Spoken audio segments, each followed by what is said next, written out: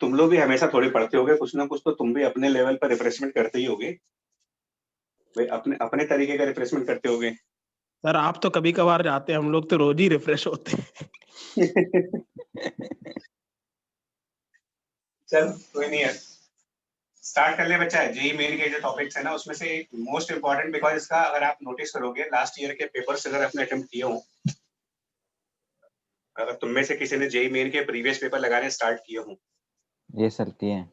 तो ये शायद आपने नोटिस किया होगा कि इलेक्ट्रोमैग्नेटिक वेव का एक क्वेश्चन गारंटीड है उसमें, यस सर। है ना। और काफी आसान क्वेश्चन भी आता है इसका, मतलब टॉपिक एक्चुअली इसका जो आता है वो बहुत ही आसान सा होता है। स्कोरिंग यूनिट है, कुछ सिलेक्टेड फॉर्मूलेस के ऊपर काम करता है ये। बट इसको डायरेक्टली स्टार्ट करने से पहले यार थोड़ा सा आपको क्लास 11th का जो वेव की डेरिवेशंस थी, मतलब वेव इक्वेशंस वगैरह डेराइव कैसे करते हो, उसका बेसिक आइडिया लगा दे। मतलब एक वेव की हम इक्वेशंस पढ़ते थे क्लास 11th मैकेनिकल वेव के टॉपिक्स को रिकॉल करो अगर, तो वो कुछ इस टाइप का इक्वेशन होता था यार, displacement y equal to some kind of amplitude capital A times कुछ ऐसा होता था साइन ऑफ के एक्स माइनस ओमेगा टी और प्लस कुछ फेज कांस्टेंट टाइप की चीज। Yes sir. Yes sir. ठीक, बट इसको डिराइव कैसे करते थे हम लोग? ये तो इक्वेशन तो है, बट इसको डेरिवेशन जब करते थे तो आप क्या करते थे?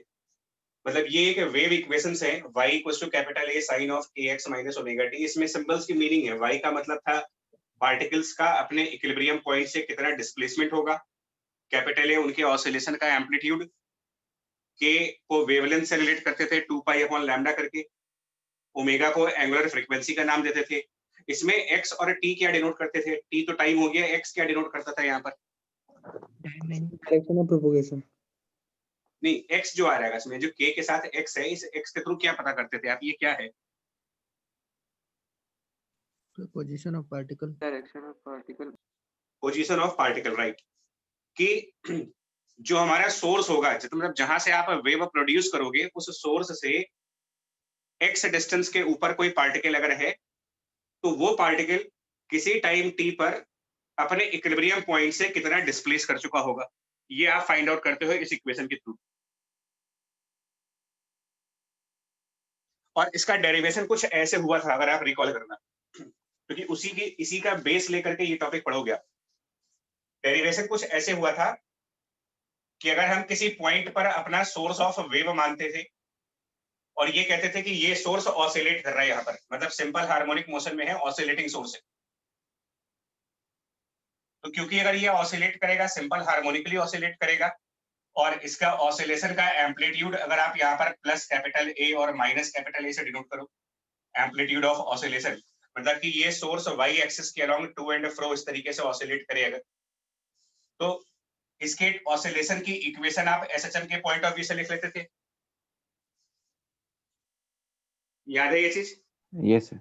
Yes, हाँ, तो डिस्प्लेसमेंट ऑफ सोर्स की जब इक्वेशन लिखते थे कि सोर्स का डिस्प्लेसमेंट टी टाइम बाद कितना होगा, ऑसिलेशन स्टार्ट करने के टी टाइम बाद इस सोर्स की डिस्प्लेसमेंट, तो वो हम सिंपल हार्मोनिक वाली इक्वेशन लिखते थे a into sine of omega into T, ये लिखते थे आप। और फिर हम ये कहते थे कि जब ये सोर्स ऑसिलेट करेगा तो वेव यानी कि जो डिस्टरबेंस इन द मीडियम होगा वो डिस्टरबेंस प्रोपोगेट कर जाएगा। अगर वो डिस्टरबेंस सोर्स के ऑसिलेशन के पैरेलल प्रोपोगेट करता है तो लॉन्गिट्यूडिनल वेव, और सोर्स की ऑसिलेट करने के परपेंडिकुलरली अगर डिस्टरबेंस प्रोपोगेट करता है तो इसको आप कह देते हो कि ये ट्रांसवर्स वेव है। और उसमें ये कहते थे कि अगर हम इस सोर्स से डिस्टेंस x पर किसी पार्टिकल की बात करें कि यहाँ पर कोई पार्टिकल p है, तो इस पार्टिकल का ऑसिलेशन सोर्स के ऑसिलेशन से कुछ टाइम बाद स्टार्ट होगा। अगर सोर्स का ऑसिलेशन आपका टाइम t इक्वल टू 0 पर स्टार्ट हो चुका है, तो वेव को एक पॉइंट से दूसरे पॉइंट तक जाने में कुछ टाइम लग जाता है। अगर वेव की स्पीड आप v लिखते हो, स्पीड ऑफ वेव, तो यहाँ से x डिस्टेंस पे जो पार्टिकल होगा, ये वेव उस पॉइंट तक पहुंचने में कुछ टाइम कंज्यूम कर लेगी, और टाइम जो लगेगा वो डिस्टेंस डिवाइडेड बाय स्पीड लगेगा। तो पार्टिकल के ऑसिलेट करने की जब इक्वेशन लिखने का टाइम आता है कि इस पार्टिकल की ऑसिलेशन की इक्वेशन क्या होगी, तो हम सोर्स वाली इक्वेशन जो a sin ओमेगा t है उसमें टाइम को चेंज करते हैं, क्योंकि यहाँ का ऑसिलेशन सोर्स की ऑसिलेशन से कुछ लेट स्टार्ट होगा, कुछ टाइम बाद स्टार्ट होता है, तो टाइम t को आप मॉडिफाई कर देते हो और t minus x by v लिख देते हो, जितना टाइम डिफरेंस बाद आता है। बताएं, यस सर। Yes sir. ये प्रोसेस था डिराइव करने का क्लास 11th में कि पहले Yes, sir. सोर्स के डिस्प्लेसमेंट की इक्वेशन लिखोगे और फिर ये मेजर करते हैं कि किसी पॉइंट P तक जाने में वेव ने कितना टाइम लिया होगा, और यहाँ पर उस T में से वो x बाई वी को आप लेस कर देते हो और इसको फिर एडजस्ट करते हो, तो ओमेगा अपॉन वी को ही हम k लिख देते हैं। जो ये k है इसको आप ओमेगा डिवाइडेड बाई वी भी कर सकते हो, या फिर आगे चल करके इसको 2 पाई ओवर वेवलेंथ लैम्डा भी यूज कर सकते हो। ठीक है बल्ला, मुझे ये सही है, Yes, sir. है ना? Yes sir. हाँ, इसका रेफरेंस लेंगे यार, इस टॉपिक का रेफरेंस यूज करेंगे आज। क्लास 11th में ही हम लोगों ने वेव को लेकर के कुछ और टर्म्स डिफाइन किए थे, like power of the wave, intensity of the wave, speed of wave, इस तरीके से कुछ चीजें डिफाइन की थी हम लोगों ने। आप में से किसी को भी राइट नाउ फॉर्मूला याद है क्या? इंटेंसिटी का फॉर्मूला एम्पलीट्यूड और फ्रीक्वेंसी और वेव स्पीड के फॉर्म में कुछ होता है, यस याद है? बोले। Half rho v A square omega square. Half rho v intensity का फॉर्मूला, राइट, बिल्कुल सही। Half rho v A square omega square. Energy of wave भी याद है क्या? Half m omega square x square. Energy of wave बाकी सबको याद नहीं है मेरे ख्याल से, तो एनर्जी ऑफ वेव तो एसएचएम वाली एनर्जी का ये फॉर्मूला लगाते थे यार। एनर्जी ऑफ वेव यूज करने के लिए आप क्या करते हो? P average into time. हाँ, तो देखो डेरिवेशन इसका एक क्विकली रिकॉल कर लेते हैं, बिकॉज इसकी अगर ये याद आ जाएगा तो ये जल्दी हो जाएगा। शायद हम लोग कुछ ऐसा करते थे, मतलब मैं तो ऐसे ही करता हूँ, बाकी आप लोग कैसे करते हो पता नहीं, कि अगर ये वेव v स्पीड पर चल रही है और इसको वन डायमेंशनल वेव मान लिया जाए कि ये एक ही डायरेक्शन में v स्पीड से आगे बढ़ेगा, और एरिया a इसका है, मान लो वेव का जो क्रॉस सेक्शनल एरिया है वो कैपिटल A है, तो कैपिटल A एरिया के थ्रू अगर ये वेव v स्पीड से आगे बढ़ेगी और ऐसे मीडियम में जिसकी डेंसिटी रो है, तो कितनी लेंथ कवर करेगी ये वेव किसी टाइम t के अंदर?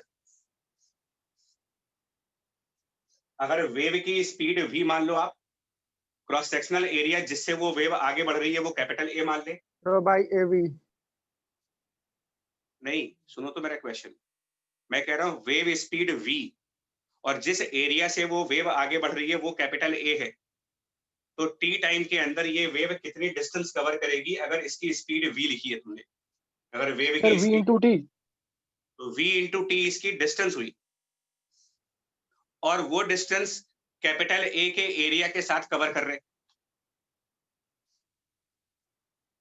Yes sir.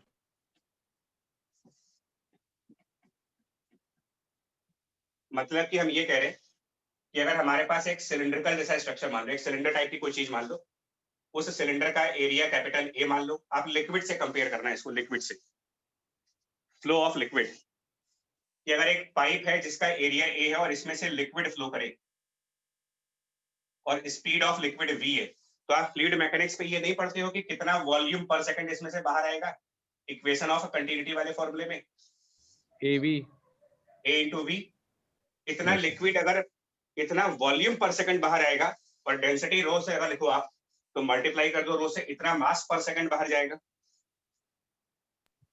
Yes sir. अब इसी के एनालॉग पर वेव को ले लो, आप लिक्विड की जगह इमेजिन करें कि वन डायमेंशन में एक वेव ट्रेवल कर रही हो स्पीड v से, जिस मीडियम में वो वेव ट्रेवल कर रही है उसकी डेंसिटी रो है, और जिस क्रॉस सेक्शनल एरिया के थ्रू वो वेव ट्रेवल कर रही है वो कैपिटल A है। तो सिमिलर एनालॉग यूज करके आप ये कह सकते हो कि A v रो इतना मास मीडियम का ऑसिलेट कर जाएगा पर सेकंड, भाई वेव जितनी लेंथ ऑफ मीडियम कवर करेगी, उस लेंथ ऑफ मीडियम के अंदर जितने भी पार्टिकल्स होंगे वो सब ऑसिलेशन में जा चुके होंगे। ठीक है ये चीज? Yes, sir. Yes, Yes, sir. Yes, तो sir. इतना मास मीडियम का 1 सेकंड में ऑसिलेट करेगा। और एनर्जी एसएचएम वाले चैप्टर के हिसाब से याद करिए, सिंपल हार्मोनिक में ऑसिलेटरी मोशंस के एनर्जी का formula half m A square omega square बोलते हो, एनर्जी ऑफ एसएचएम।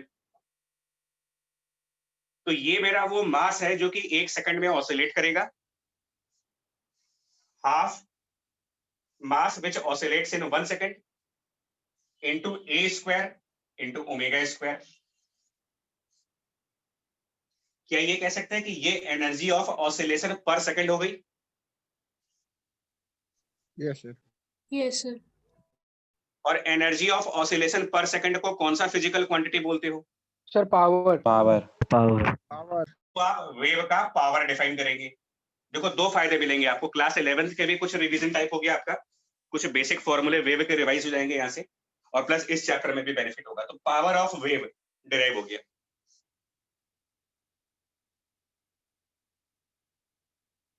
अच्छा, हम लोगों ने कितना वॉल्यूम कवर किया यार इसमें?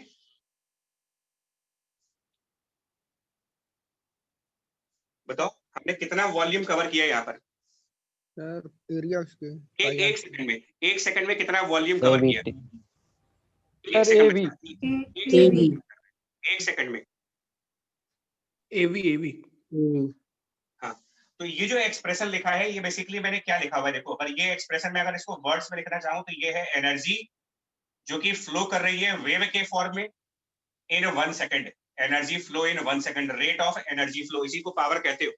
ये 1 सेकंड में कितना एनर्जी फ्लो करेगा।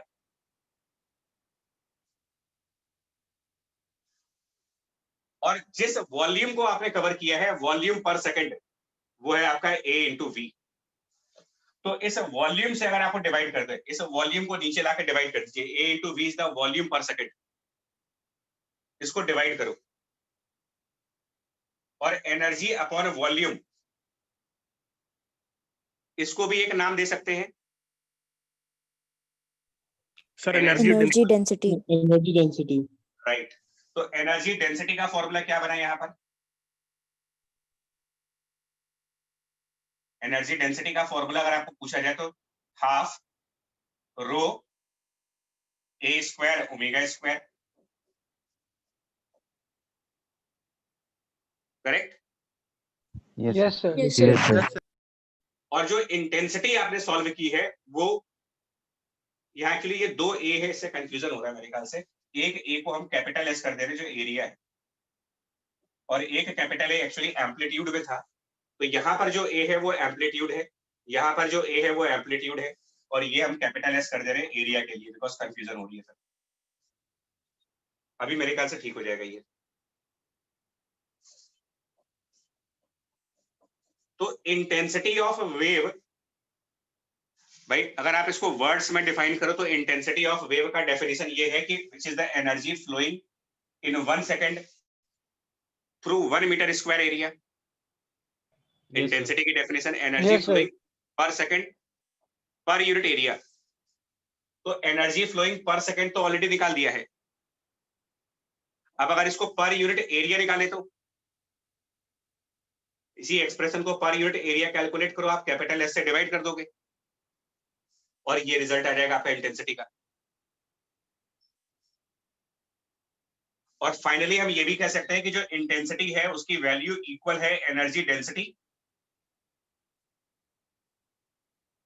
Multiplied by speed of light, speed of wave v। Half rho A square omega square basically energy density हो गई, और उसको v से मल्टीप्लाई कर दें, मतलब वेव स्पीड से मल्टीप्लाई कर दें अगर, तो आपको वेव की इंटेंसिटी मिल जाती है। यहां तक का करें, क्लास 11th का पोर्शन था मतलब। Yes, sir. Yes, sir. ठीक है, कोई डाउट तो नहीं इसमें अभी? No, sir. No, sir. हाँ, तो अब हम इस चैप्टर में इन्हीं रिजल्ट्स का यूज करेंगे, स्पेशली ये नीचे वाला रिजल्ट, ये जो रिजल्ट है स्पेशली इसका काफी यूज करेंगे, that intensity equal to energy density multiplied by speed of wave, काफी यूज करेंगे इस रिजल्ट को। एक्सक्यूज मी सर, सर हाँ v जी। की जगह x/t हमने नहीं पुट किया सर, वो वेव के लिए। तो मेरा इरादा कुछ और है ना। ओके सर, समझिए। हाँ, मेरा इरादा अच्छा नहीं है यहाँ पर आज, क्योंकि हम आगे चल करके वेव स्पीड लाने वाले हैं, हमें आंसर्स वेव की स्पीड के फॉर्म में चाहिए। तो बच्चा लोग ये याद रखो, आप जितने भी लोग हो, मतलब ये सारा रिजल्ट्स दोनों तरफ हेल्प करेंगे, क्लास 11th के वेव चैप्टर को समझने में भी हेल्प करेंगे, और प्लस ये जो चैप्टर आप पढ़ने जा रहे हो जिसका जेई मेन में बहुत इंपॉर्टेंस है, एक क्वेश्चन कंफर्म है इसका, नोट कर लिया है? Yes, Yes, sir. sir. Yes, sir. Yes sir. हटा दे इसको भाई। Yes, sir. Yes, sir. Yes, sir. अब आप आओ प्रॉपर्टीज ऑफ इलेक्ट्रोमैग्नेटिक वेव के ऊपर। प्रॉपर्टी ऑफ अब इलेक्ट्रोमैग्नेटिक वेव का डेरिवेशन नहीं करेंगे यार, क्योंकि जो डेरिवेशन है वो थोड़ी सी एडवांस फिजिक्स में है, वो मैक्सवेल की 4 इक्वेशंस को मिला करके डिराइव होता है, और वो 4 इक्वेशंस आपको बता सकते हैं कौन सी हैं, बट उनका मैथमेटिकल पोर्शन डिस्कस नहीं करेंगे, वो थोड़ा सा लेंदी भी है और आउट ऑफ सिलेबस भी है, मतलब प्रूफ हमारे सिलेबस में है भी नहीं। मैक्सवेल ने पूरे इलेक्ट्रोमैग्नेटिज्म की को 4 इक्वेशंस में कन्वर्ट किया, जिसमें पहली इक्वेशन उन्होंने बनाई, close surface for any close surface, integration of electric field with respect to the surface, जो कि गॉस लॉ में आप फ्लक्स के नाम से भी पढ़ते हो। इलेक्ट्रोस्टैटिक में इसी क्वांटिटी को फ्लक्स कहा गया था, and flux of electric field for any close surface, कह सकते हैं कि ये total charge inside the close surface divided by epsilon 0। तो जो गॉस लॉ था वो हमारा एक हो गया। इसी के पैरेलल में किसी क्लोज सरफेस के लिए मैग्नेटिक फील्ड का जब फ्लक्स निकालते हो, B dot D S, flux of magnetic field for any close surface, sir mu naught times I. भैया फ्लक्स एम्पियर लॉ नहीं है ये, 0. ये गॉस हाँ, लॉ मैग्नेटिज्म का है।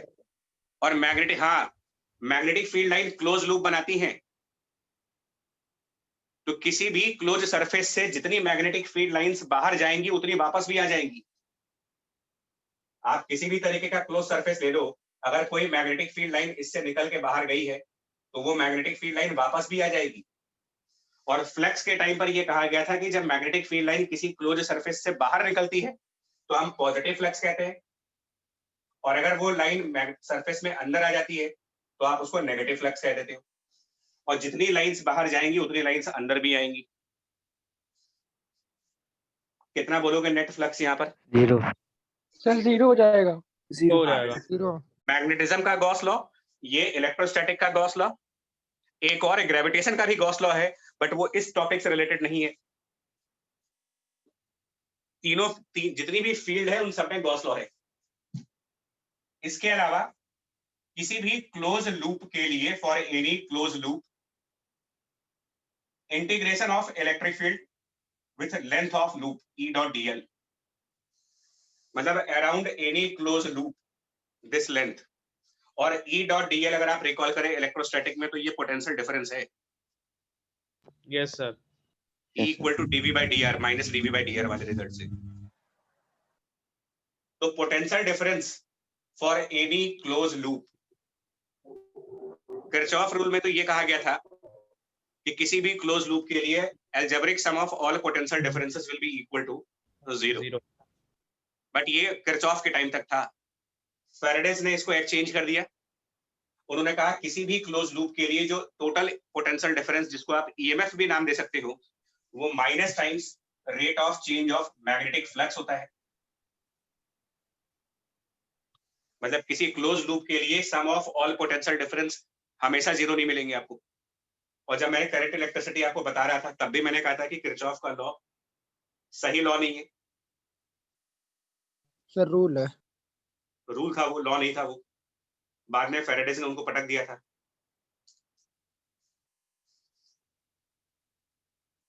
और एक चौथा लॉ था, for any close loop magnetic field का अगर आप इंटीग्रेशन करते हो B डॉट DL, ये एम्पियर लॉ ने जस्टिफाई किया था,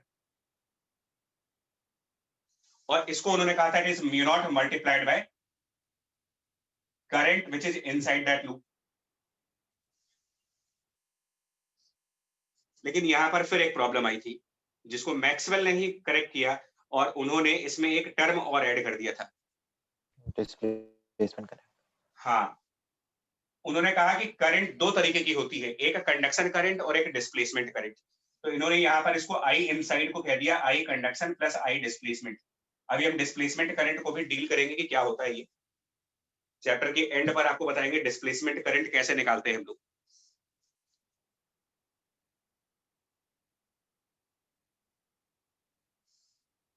तो ये जो सेट ऑफ 4 इक्वेशंस आप देख रहे हो, 4 इक्वेशंस का ये जो सेट है, इनको कंबाइंडली कहा जाता है मैक्सवेल्स इलेक्ट्रोमैग्नेटिक इक्वेशंस। इन्हीं के बेसिस पर उन्होंने डिराइव किया था, बट क्योंकि डेरिवेशन थोड़ी सी एडवांस लेवल पर है तो वो तो स्किप कर जाएंगे।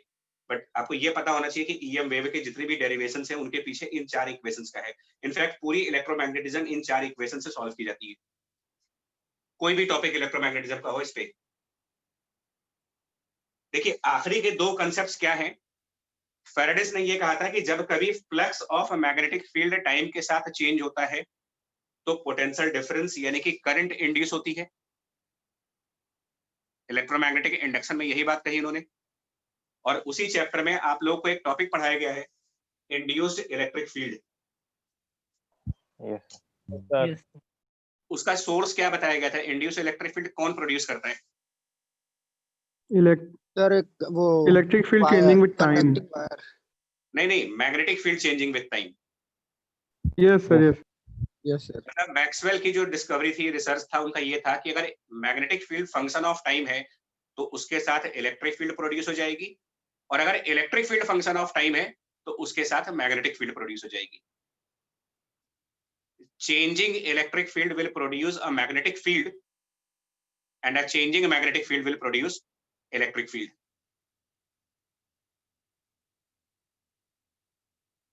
मतलब दोनों फील्ड्स एक दूसरे को जनरेट करते हैं। इलेक्ट्रिक फील्ड अगर है और वो चेंज हो रहा है तो वो मैग्नेटिक फील्ड जनरेट कर देगा, और अगर मैग्नेटिक फील्ड है वो चेंज हो रहा है तो वो इलेक्ट्रिक फील्ड जनरेट कर देगा। और यही इलेक्ट्रोमैग्नेटिक वेव का बेसिक्स था कि इलेक्ट्रोमैग्नेटिक वेव में इलेक्ट्रिक और मैग्नेटिक फील्ड दोनों की प्रेजेंस होने का रीजन ये है कि वेव के इक्वेशंस में टाइम का टर्म आता है। किसी भी वेव की इक्वेशन में आप टी का फैक्टर पाओगे। तो अगर electric field function of time है तो ऑटोमेटिकली मैग्नेटिक फील्ड भी जनरेट होगा, वो भी फंक्शन ऑफ टाइम जनरेट होता है। फंडामेंटल लेवल पर, मैं फिर से बोल रहा हूँ कि एडवांस लेवल पर मैं नहीं जा रहा, और जाने की जरूरत भी नहीं है कि इन 4 इक्वेशन से हम वेव को डिराइव कैसे करेंगे। डेरिवेशन नहीं पढ़नी है, ये पढ़ना है कि जो भी electromagnetic wave on the basis of these 4 equations बनेगी, उनकी कैरेक्टरिस्टिक्स क्या होंगी, उनकी प्रॉपर्टीज क्या होंगी। पहली प्रॉपर्टी, अब आप देखोगे प्रॉपर्टीज ऑफ इलेक्ट्रोमैग्नेटिक वेव जो हमें पढ़नी है। फर्स्ट प्रॉपर्टी, इलेक्ट्रोमैग्नेटिक वेव का मतलब इसमें 3 चीजें होंगी। देखो इसमें 3 पोर्शंस होंगे। पहला, एक ऑसिलेटिंग इलेक्ट्रिक फील्ड, साथ में ऑसिलेटिंग मैग्नेटिक फील्ड, और तीसरा जिस डायरेक्शन में वेव प्रोपोगेट कर रहा होगा, प्रोपोगेशन की जो डायरेक्शन होगी। मतलब 3 डायरेक्शन है। एक इलेक्ट्रिक फील्ड का ऑसिलेशन होगा, मतलब इक्वेशन इसके ऑसिलेट करने की बनेगी। एक मैग्नेटिक फील्ड के ऑसिलेट करने की इक्वेशन होगी, और इसके साथ ये कहा जाता है कि जो इलेक्ट्रिक फील्ड का ऑसिलेशन है और मैग्नेटिक फील्ड का ऑसिलेशन है, ये एक दूसरे के साथ कपल्ड होते हैं। मतलब अगर ये है तो ये भी होगा, ये है तो ये भी होगा, कपल्स है। मतलब सिंगल कोई नहीं रहेगा इसमें से। साथ में इन दोनों के ऑसिलेशंस हमेशा ही सेम फेज में होंगे, सेम फेज ऑसिलेशंस। अब बड़ा ध्यान से सुनना, ये क्वेश्चंस इसके ऊपर आते हैं। यहां से कोई क्वेश्चन आपको इलेक्ट्रोमैग्नेटिक वेव के अंदर नहीं मिलेगा। यहां से जो क्वेश्चंस मिलेंगे वो गॉस लॉ के अंदर मिल जाएगा, ईएमआई के अंदर मिल जाएगा, डिस्प्लेसमेंट करंट का मिल जाएगा। उनको 1 बाय 1 करके अलग से देख लेंगे। इस चैप्टर के क्वेश्चंस इन प्रॉपर्टीज के ऊपर हैं। ई और बी की ऑसिलेशंस कपल्ड और सेम फेज में। क्या मतलब है इसका? और तीसरा पॉइंट जो मोस्ट इंपॉर्टेंट है कि इनके ऑसिलेशंस हमेशा ही परपेंडिकुलर होंगे, ऑलवेज परपेंडिकुलर ऑसिलेशंस। और लास्ट पॉइंट जो इंपॉर्टेंट है कि ई वेक्टर और बी वेक्टर का जब आप क्रॉस प्रोडक्ट लेंगे, यानी कि ई क्रॉस बी करेंगे, electric field vector quantity, magnetic field vector quantity, किसी भी मोमेंट ऑफ टाइम पर इन दोनों की अपनी अपनी डायरेक्शंस होंगी। तो सेम टाइम पर इलेक्ट्रिक फील्ड और सेम टाइम पर मैग्नेटिक फील्ड की डायरेक्शंस के बीच में अगर आप क्रॉस प्रोडक्ट लेते हो तो ये वेव की प्रोपोगेट करने की डायरेक्शन बननी चाहिए, अलोंग वेव प्रोपोगेशन डायरेक्शन, जिस तरफ वेव जानी चाहिए। ये 4 पॉइंट्स आपको बड़े ध्यान रखने हैं। Electric field, magnetic field, coupled oscillation अभी समझा रहे हैं। कपल्ड ऑसिलेशन का मतलब क्या है, सेम फेज में ऑसिलेशंस का क्या मतलब है, हमेशा परपेंडिकुलर रहेंगे।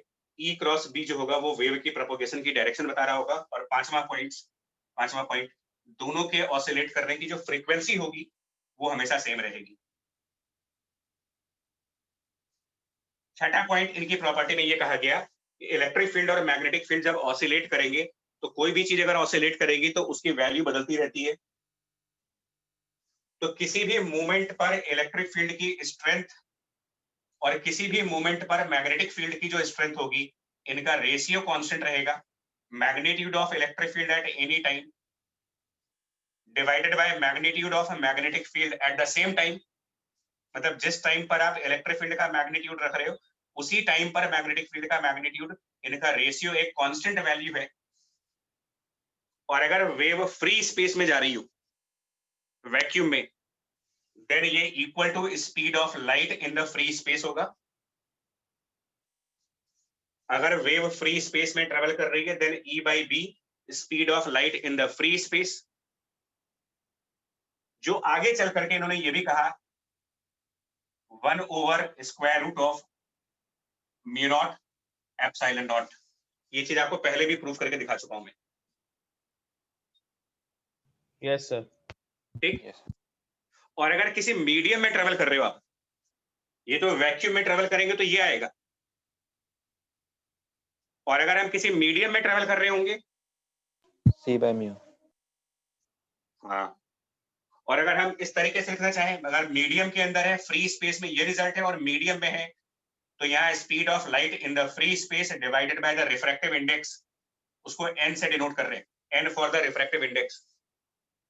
और अगर इसको म्यू नॉट और एप्सिलॉन नॉट के फॉर्म में देखना चाहते हो तो एप्सिलॉन नॉट के साथ उस मीडियम का dielectric constant capital K use करेंगे, डाइलेक्ट्रिक कांस्टेंट। और म्यू नॉट के साथ डाइलेक्ट्रिक कांस्टेंट का ही एनालॉग मैग्नेटिज्म में यूज करेंगे, उसको म्यू R से डिनोट करते हैं। कैपिटल K कहते हैं, देखो एप्सिलॉन को आप बोलते हो permittivity of free space, capital K कहलाता है relative permittivity of medium, epsilon naught permittivity of free space, capital K relative permittivity या फिर dielectric constant. Mu naught permeability of free space, mu R relative permeability of medium, जिसका exactly same role होता है जो dielectric constant का है। इसके ऊपर भी एक चैप्टर है हमारा, इसके ऊपर भी एक चैप्टर है मैग्नेटिज्म वाला, मटेरियल्स की मैग्नेटिज्म, जहां पर डायमैग्नेटिज्म, पैरामैग्नेटिज्म और फेरोमैग्नेटिज्म की प्रॉपर्टीज पढ़नी है। वो भी मेंस का ही टॉपिक है।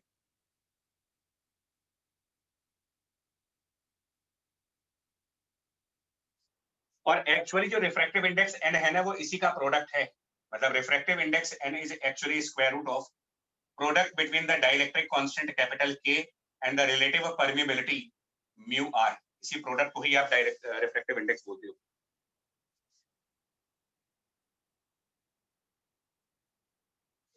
और डाइलेक्ट्रिक कांस्टेंट एक मीडियम की इलेक्ट्रिकल प्रॉपर्टीज पे डिपेंड करता है कि आप उसको कितना इलेक्ट्रिकली पोलराइज कर सकते हो, और रिलेटिव परमिबिलिटी एक मीडियम की मैग्नेटिक प्रॉपर्टी पे डिपेंड करता है कि उसको हम कितना मैग्नेटाइज कर सकते हैं। यानी कुल मिलाकर के किसी भी मीडियम का रिफ्रैक्टिव इंडेक्स उस मीडियम की इलेक्ट्रिकल और मैग्नेटिक प्रॉपर्टीज पे डिपेंडेंट है।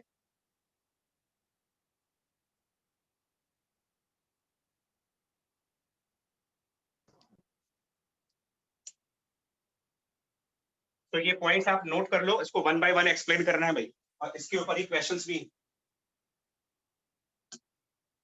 नोट कर ले तो कंफर्म कर देना कि लिख लिया है, तो आगे इसके बता दे क्या करना है।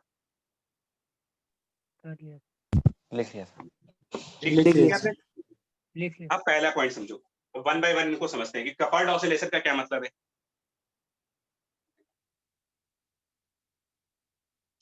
कपल्ड मतलब बेसिकली कपल किसको बोलते हैं यार, आपसे अच्छा कौन जानता होगा कपल क्या होते हैं, तुम्हारे स्कूलों में बहुत बनते होंगे, कुछ परमानेंट कुछ टेम्परेरी, बनते नहीं बनते? Yes sir. और कुछ मन ही मन बना लेते हैं अपने आप ही, मतलब दूसरी साइड से कोई सिग्नल नहीं है फिर भी। Yes sir 80%। तुम भी लगता उसी में से हो। तो कोई टीम बना लेता है सर। हाँ नहीं मतलब सर, ये बहुत सारे बनाते हाँ, अरे इससे बुरा हाल कॉलेज में होगा भी, जाओ तो 10:1 का रेशियो है। कहीं कहीं सर आपको कैसे पता इतना? कॉलेज में गया नहीं मैं। 20 अरे छिछोरे मूवी देखो, उसमें क्या बोलते हैं, कॉमेट। 40:1। 40:1, और मैकेनिकल ब्रांच ले ली तो मर गए आप। कंप्यूटर साइंस में तो फिर भी ठीक है, थोड़ी सी हरियाली है। और सर आप मैकेनिकल के ही थे। हम तो इलेक्ट्रिकल के थे, वो तो वैसे भी उसमें लड़कियां कहाँ आती है भाई, इलेक्ट्रिकल टफ ब्रांच है यार। हमारे में तो फिर भी थे यार, 60 का बैच था, उसमें करीब 7-8 थी, फिर भी थी, लेकिन हमारी बनी नहीं किसी से। सर आपको अभी तक याद है 7-8? अबे तो इतनी फिजिक्स याद हो तो ये नहीं याद रहेगा। एक बार एक्चुअली उससे पंगा हो गया, जानते हो क्या पंगा हुआ था? पूरी क्लास ने डिसाइड किया था बंक करने का, तो ये सर आपने बताया था, हाँ उनसे बड़ी लड़ाई हो गई थी हमारी। उन्होंने टीचर से कंप्लेन कर दी थी। इस चीज की कंप्लेंट नहीं की थी एक्चुअली, मैंने बोर्ड पे जाकर एक वो लिखा था गाना, कौन सा? एक सर गाना ये वो, स्टोरी नहीं सुनो, एक गाना वो, एक बड़ा सर ये पेट्रियोटिक सॉन्ग नहीं है कि कर चले हम ये कौन सा है? कर चले वतन ऐसा। कर चले हम फिदा, जानो तुम साथियों। हाँ, तो इसके ऊपर हमने बंक का एक गाना अपने आप लिखा था कि कर चले हम बंक का ऐलान साथियों, और अब फैसला तुम्हारे हाथ में है लड़कियों। तो ऐसे करके ना 3-4 लाइनें मैंने उस समय कंपोज की थी अपने आप, और सुबह जाके 7 बजे क्लासरूम के बोर्ड पे लिख के मैं चला आया। लेक्चर स्टार्ट होता था करीब 8:30 के आसपास। सोचो, एक तो हॉस्टल में सुबह 7 बजे उठना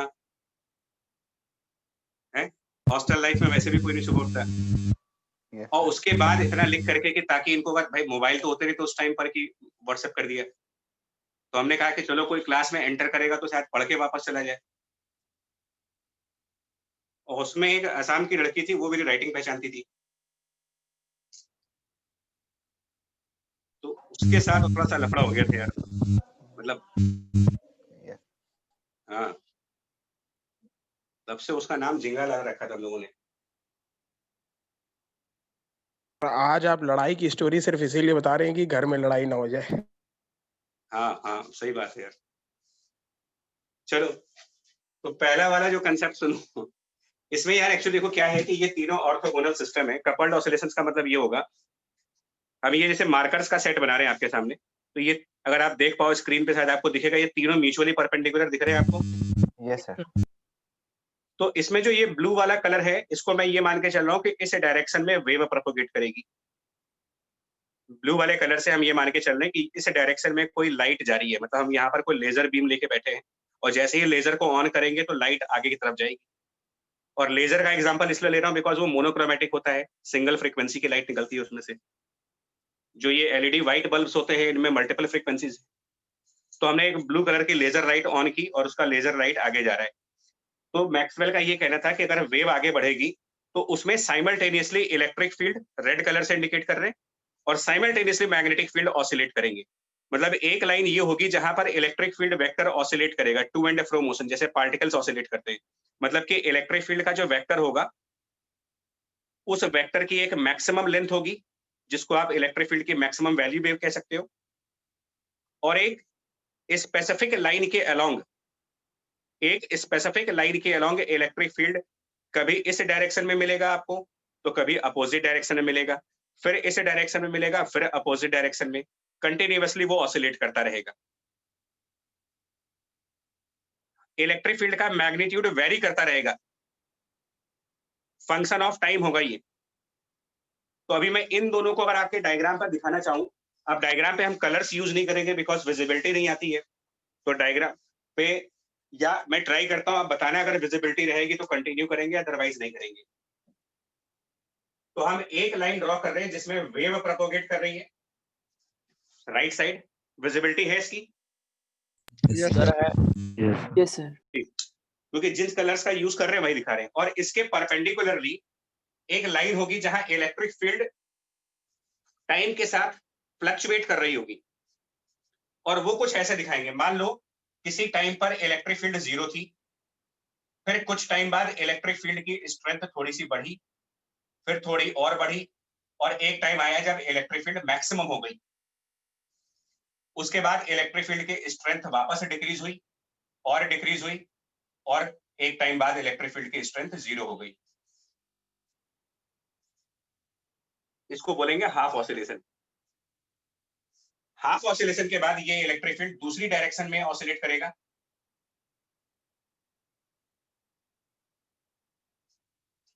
और अगर मैं इन सब को ना ज्वाइन करके दिखाऊं आपको, तो कुछ जैसे आपका साइन वेव का फंक्शन बनता है वैसे आप दिखाओगे। Yes sir. ये एक तरीके का वेव बनेगा। और इसको और स्ट्रिक्टली अगर आप प्रॉपर डायग्राम पे दिखाना चाहूं तो देखो प्रॉपर डायग्राम कैसा होगा इसका, वो भी दिखाते हैं।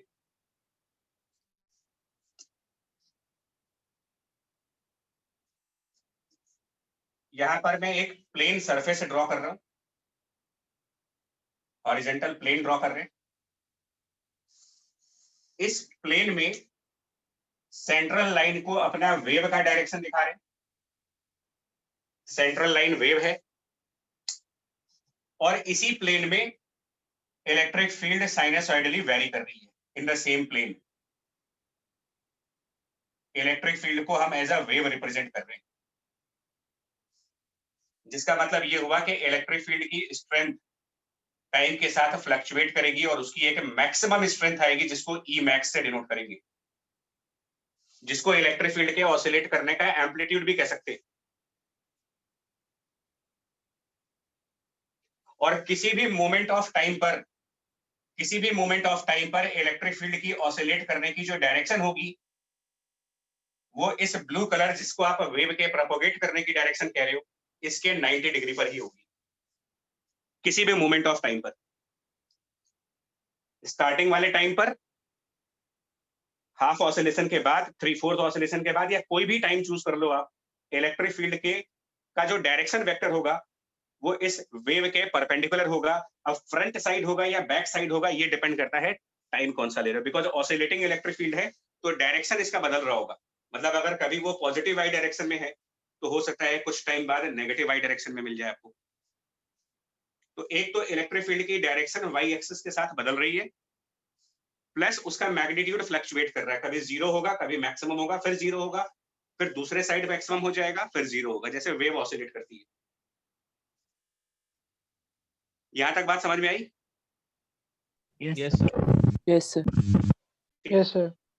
अब इसके साथ में ही कपल्ड का मतलब ये हुआ कि ये जो जब ये फिनोमेना हो रहा होगा तो इसी के साथ मैग्नेटिक फील्ड भी ऑसिलेट कर रही होगी एट द सेम टाइम। और कपल्ड सेम फेज का क्या मतलब है? जिस मोमेंट ऑफ टाइम पर इलेक्ट्रिक फील्ड 0 होगा उस मोमेंट ऑफ टाइम पर मैग्नेटिक फील्ड भी 0 होगा। जिस मोमेंट ऑफ टाइम पर इलेक्ट्रिक फील्ड मैक्सिमम होगा उसी मोमेंट ऑफ टाइम पर मैग्नेटिक फील्ड भी मैक्सिमम होगा। जिस time electric field negative side maximum होगा उसी टाइम मैग्नेटिक फील्ड भी अपने नेगेटिव साइड पर मैक्सिमम होगा। ये मतलब हुआ सेम फेज का।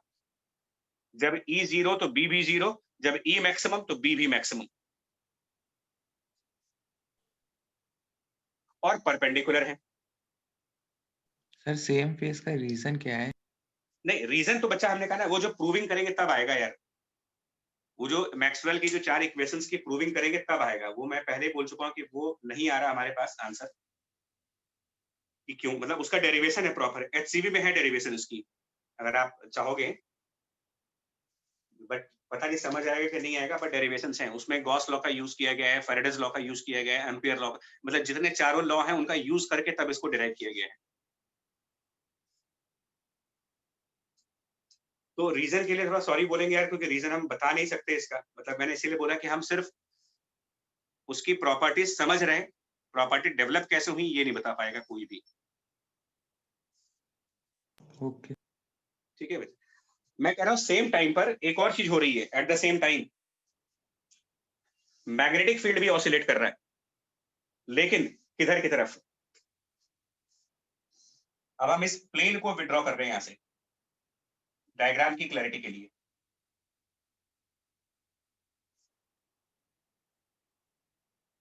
जिस तरफ ई ऑसिलेट कर रहा है इसके परपेंडिकुलरली बी दिखाओ, मतलब ई और बी के बीच का एंगल 90। इलेक्ट्रिक फील्ड को मैंने रेड कलर से दिखाया है, मैग्नेटिक फील्ड को ब्लैक कलर से इंडिकेट कर रहे हैं। जब इलेक्ट्रिक फील्ड जीरो तो मैग्नेटिक फील्ड जीरो। जिस टाइम इलेक्ट्रिक फील्ड मैक्सिमम उसी टाइम परपेंडिकुलर डायरेक्शन में मैग्नेटिक फील्ड मैक्सिमम। जिस टाइम फिर से electric field zero, magnetic field भी जीरो। तो इस तरीके से आप यहां पर इस तरीके से मैग्नेटिक फील्ड की ऑसिलेशन दिखाओ। और ये जो रेड और ब्लैक कलर से मैं बोल इसलिए रहा हूं कि हो सकता है स्क्रीन प्रॉपरली ना दिखे आपको। रेड कलर से और ब्लैक कलर से जो दो साइन के फंक्शंस बनाए गए हैं, रेड वाला साइन फंक्शन वाई एक्सिस पर दिखा रहा हूं और ब्लैक वाला साइन फंक्शन में जेड एक्सिस पर दिखा रहा हूं, और वेव को एक्स एक्सिस पर दिखा रहे हैं। मतलब मैग्नेटिक फील्ड मैंने जेड एक्सिस पर डिनोट की है,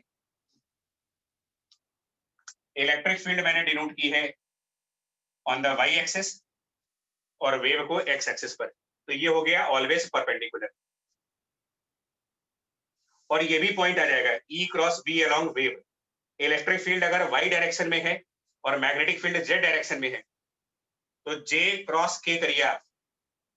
वाई डायरेक्शन मतलब जे कैप, जेड डायरेक्शन के कैप, जे क्रॉस के क्या बन जाएगा वो सर आई आई यानी अगर electric field positive Y axis पर ऑसिलेट करेगा तो magnetic field positive Z axis पर होगा। अगर इलेक्ट्रिक फील्ड की डायरेक्शन नेगेटिव वाई एक्सिस बनेगी तो मैग्नेटिक फील्ड की डायरेक्शन नेगेटिव जेड एक्सिस बनेगी। मतलब इनकी डायरेक्शंस किसी भी मोमेंट ऑफ टाइम पर ई और बी की डायरेक्शंस इस तरीके से होनी चाहिए कि इनका क्रॉस प्रोडक्ट उस मोमेंट पर वेव के प्रोपोगेट करने की डायरेक्शन को बता रहा हो।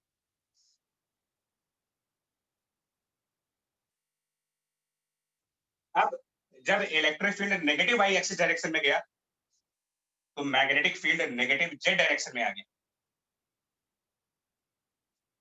E0 B0, E की वैल्यू थोड़ी सी बढ़ी, मैग्नेटिक फील्ड की वैल्यू बढ़ गई। E मैक्सिमम हुआ, मैग्नेटिक फील्ड मैक्सिमम हो गया। और जितने टाइम में इलेक्ट्रिक फील्ड अपना एक ऑसिलेशन कंप्लीट करेगा उतने ही टाइम में मैग्नेटिक फील्ड भी अपना एक ऑसिलेशन कंप्लीट करेगा, सेम फ्रीक्वेंसी।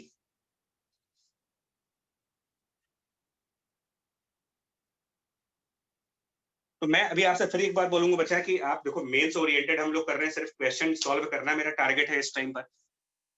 तो अगर आपको ये पांचों पॉइंट्स इस एक बात से समझ आए हो तो आप बताओ। जो ये 5 पॉइंट्स हैं इनका मतलब अगर आपको इस डायग्राम के थ्रू समझ में आ रहा हो तो बताओ, या इसमें अगर कोई डाउट है तो फिर से एक्सप्लेन कर सकते हैं। ठीक है, आपको बेसिकली न्यूमेरिकल के आंसर देने के लिए किन पॉइंट्स को याद रखना है वो बता दूं। बेसिक पॉइंट्स ये तो मैंने लिखा है, बट अगर E0 तो B0 ऑप्शन चूज करने होंगे। ऑप्शन ऐसे ही चूज हो जाते हैं।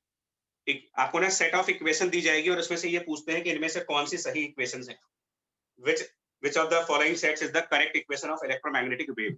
उन ऑप्शंस में आपको ये देखना पड़ता है कि जो इलेक्ट्रिक और मैग्नेटिक फील्ड की इक्वेशंस दी गई हैं, ऐसी कौन सी इक्वेशंस हैं जिसमें T जब E0 हो रहा तो B भी 0 हो जाए, जब E मैक्सिमम हो तो B भी मैक्सिमम हो, और E और B की किसी भी मोमेंट ऑफ टाइम पर जो डायरेक्शंस बन रही हैं किसी भी टाइम T पर, वो डायरेक्शंस इस तरीके से बननी चाहिए कि E cross B given wave की प्रोपोगेट करने की डायरेक्शन को इंडिकेट कर रहा हो। और E, B और वेव ये तीनों म्यूचुअल परपेंडिकुलर है, वेव एक्स एक्सिस पर, ई वाई एक्सिस पर, और वैसे भी अगर ई क्रॉस बी कर रहे हो तो क्रॉस प्रोडक्ट तो वैसे भी आपको पता है कि दो वेक्टर के बीच में अगर आप क्रॉस लेते हो तो जो प्रोडक्ट क्वांटिटी आती है वो इन दोनों के परपेंडिकुलर आएगी। इसका मतलब प्रोपगेशन ऑफ वेव हमेशा इलेक्ट्रिक और मैग्नेटिक फील्ड के परपेंडिकुलर साइड पर होगा।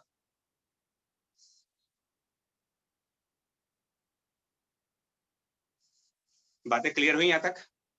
Yes sir. Yes, sir. Yes है ना? सर। इतनी इंफॉर्मेशन से आप मेंस का ऑब्जेक्टिव एटलीस्ट मैं ये मान के चल रहा हूँ कि जो लेवल 1 के ऑब्जेक्टिव होंगे वो निकल जाएंगे हमारे। अब एक पॉइंट है यहाँ पर, मतलब ये चीज, अच्छा इसका मतलब इलेक्ट्रोमैग्नेटिक वेव ट्रांसवर्स हुई या लॉन्गिट्यूडनल हुई? अगर इलेक्ट्रिक और मैग्नेटिक फील्ड के ऑसिलेशंस वेव के परपेंडिकुलर साइड पर है तो Transverse. Transverse, right. अब कुछ टेक्निकल बातें हैं वो समझना।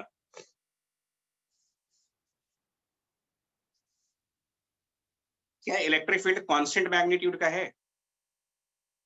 इस डायग्राम के थ्रू आपको क्या समझ में आ रहा है? क्या इलेक्ट्रिक फील्ड की मैग्नीट्यूड कांस्टेंट है? No, No, sir. sir. No, sir. वो जीरो से starting from zero to a maximum value fluctuate करेगी, ऑसिलेट करेगी टू एंड फ्रो मोशन में। ना तो इलेक्ट्रिक फील्ड की डायरेक्शन कांस्टेंट है, ना तो इलेक्ट्रिक फील्ड का मैग्नीट्यूड कांस्टेंट है। ऑसिलेशन में वैसे भी कुछ कांस्टेंट नहीं हो सकता।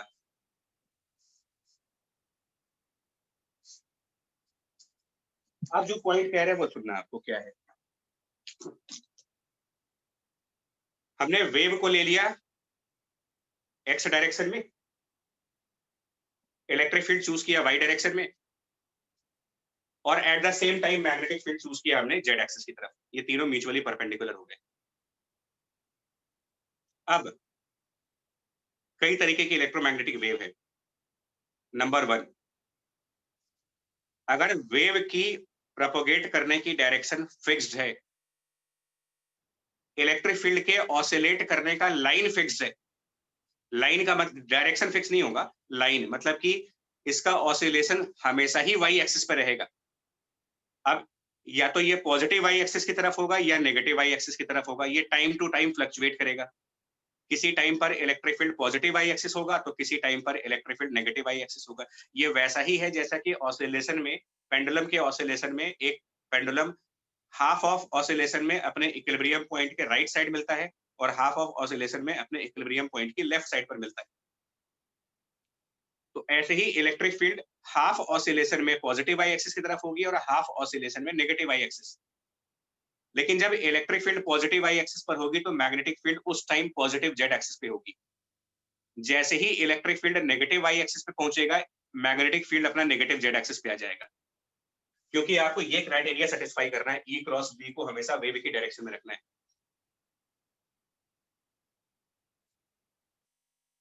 ठीक है, एक बात समझ में आ रही है आपको ये? Yes sir. Yes, sir. तो मतलब कि magnetic field is always present on the Y axis, electric field is always present on the y axis, magnetic field is always present on the z axis, but on the y axis electric field may be along a positive y direction or may be along negative y direction depending upon the moment of time which we are considering.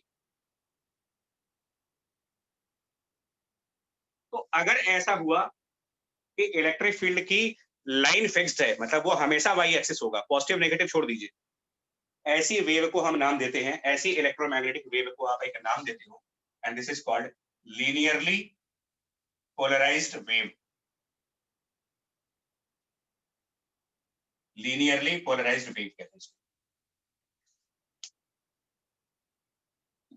ये technical definition है, objective इस पे भी आते हैं। क्या मतलब हुआ लीनियरली पोलराइज्ड? एक्चुअली इसके अलावा भी वेव है, elliptically polarised wave, circularly polarised wave, और ये है linearly polarised wave.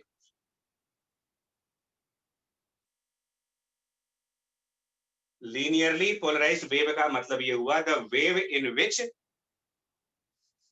line on which the electric field oscillate and the line on which magnetic field oscillate, lines are fixed. मतलब if electric field at some time oscillates on the y axis, then in future also it will oscillate on the y axis. Past में, present में और future में वो same ही axis पर oscillate करता है, अगर पहले भी वाई एक्सिस पर, आज भी वाई एक्सिस पर, कल भी वाई एक्सिस पर, तो आप कह देना कि ये लीनियरली पोलराइज्ड वेव है। इसको गलत तरीके से मत समझना, मैं ये नहीं कह रहा कि डायरेक्शन फिक्स्ड है, लाइन फिक्स्ड है, it will always be on the Y axis, but yes it can be on the positive Y axis, it can be on the negative Y axis. वो डिपेंड करता है कि oscillation का कौन सा moment आप choose किया है।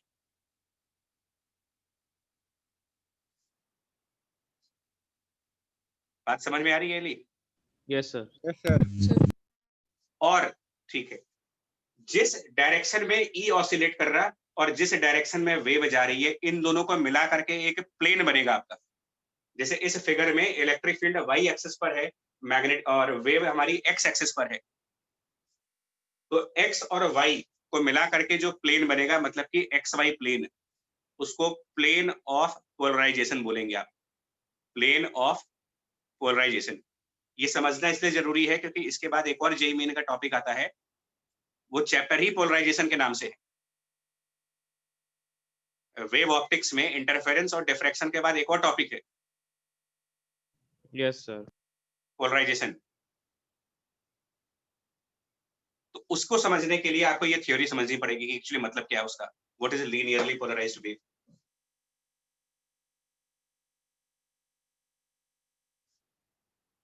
Plane of polarization is the plane formed by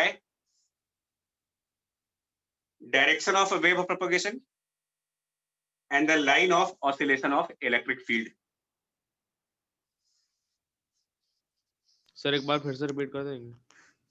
Plane of polarization is defined as plane formed by direction along which wave propagates and line along which electric field oscillate. मतलब इस figure में X Y plane,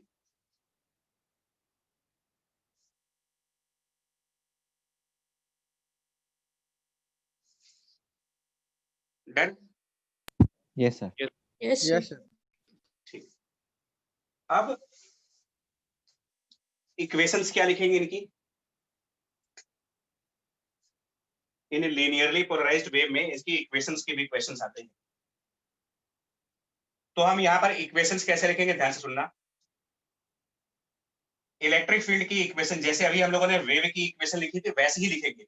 it is equal to the maximum electric field which is defined as the amplitude sine of omega T minus K X.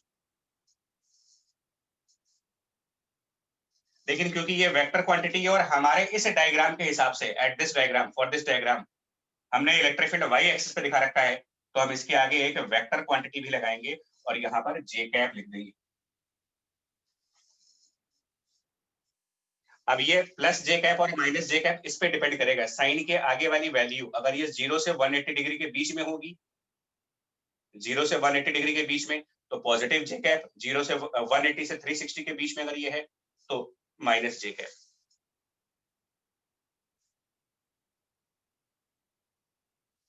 और magnetic field की equation जब लिखेंगे तो आप लिखोगे इसको B max,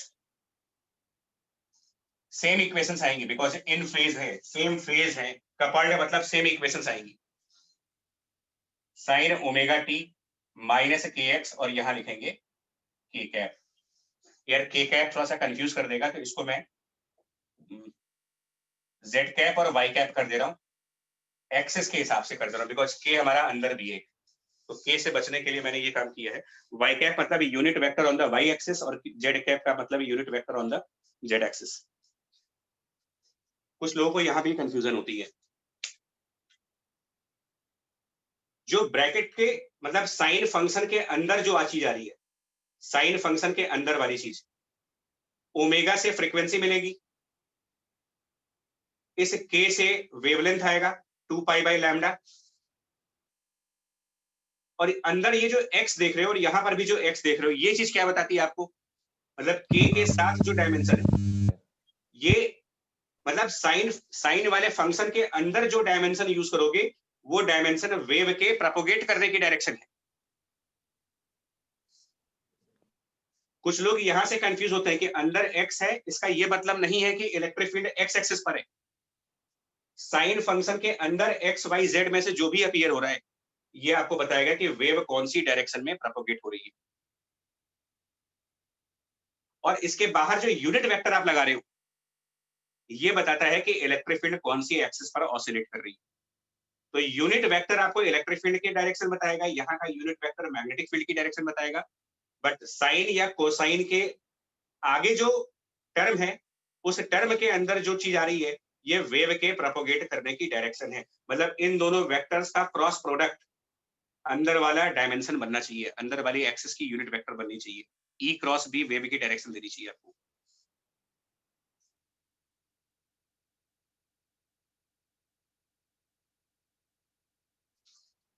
right? Yes sir.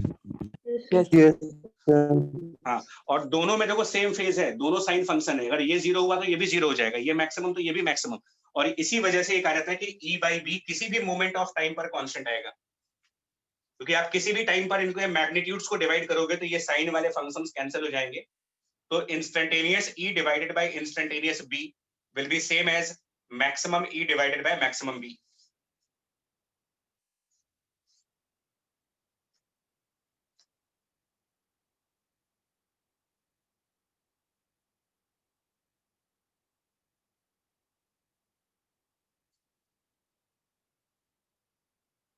ठीक है बच्चा, आगे बढ़े।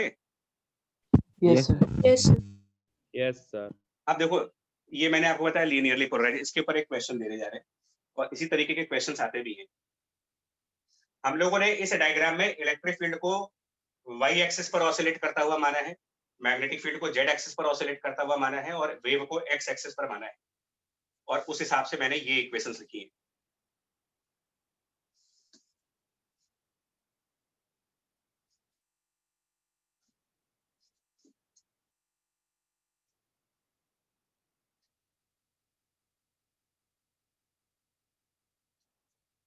अगर मैं आपसे ये कहूं कि हमारा ये कोई एक्स वाई प्लेन है, इसको हम वाई एक्सिस मान लेते हैं और इसको एक्स एक्सिस मान लेते हैं, एक्स एक्सिस सॉरी, और electric field is oscillating along the line which is given by y equal to x.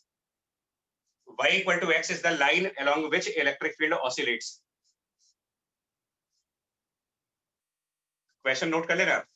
The line on which electric field is oscillating is the line given by y equal to x. And wave is traveling towards positive z direction. Wave positive z axis की तरफ है। अब क्या equations लिखेंगे बताओ? अगर मुझे electric field की इक्वेशन लिखने को दिया जाए या ऑप्शंस में से चूज करने को दिया जाए तो हम क्या लिखेंगे? देखो, E vector equal to maximum sine of omega T minus K into, अब यहां पर क्या यूज करोगे? यहां पर क्या लिखेंगे? जिस लाइन पर इलेक्ट्रिक फील्ड ऑसिलेट कर रहा है वो लिखे, या जिस लाइन में वेव जा रही है? Sir, K cap. अरे बच्चा, साइन के अंदर कोई वेक्टर थोड़ी आएगा, ट्रिग्नोमेट्री में तो स्केलर चीजें होती हैं। हाँ, यहाँ पर आप वो मतलब वो कोऑर्डिनेट लिखेंगे जिस कोऑर्डिनेट मतलब जिस एक्सिस के अलोंग वेव जा रही है, और बाहर वो यूनिट वेक्टर होना चाहिए जो इलेक्ट्रिक फील्ड के लाइन पे होगा। तो अगर electric field y equal to x line पर है तो अब आप पहले ये पता लगाओ कि इस लाइन के अलोंग कौन सा यूनिट वेक्टर आएगा। Unit vector which is on the line y equal to x। ये आप वेक्टर से देख लेना क्या आएगा। Line y equal to x के अलोंग यूनिट वेक्टर ये लिखोगे i प्लस j। ये मैं नहीं बताने जा रहा, यूनिट वेक्टर कैसे लिखा ये बताने नहीं जा रहा मैं। आई बात समझ में? Yes, sir. अब आप मैग्नेटिक फील्ड की इक्वेशन कैसे लिखोगे? एक्चुअली लिखने को नहीं आएगा, ऑप्शंस आएंगे। उन ऑप्शंस में यहीं पर कुछ ना कुछ चेंजेस होते हैं, यहाँ कुछ चेंजेस होते हैं, तो जिसके कंसेप्ट क्लियर है वो क्विकली ऑप्शन को चूज कर लेगा। B maximum into sine of omega T minus, यहां पर हमेशा वेव की डायरेक्शन आएगी। अब बाहर कौन सा यूनिट वेक्टर लिखोगे, और ये ध्यान रखना है कि ई क्रॉस बी मतलब मैग्नेटिक फील्ड इलेक्ट्रिक फील्ड के परपेंडिकुलर होगा।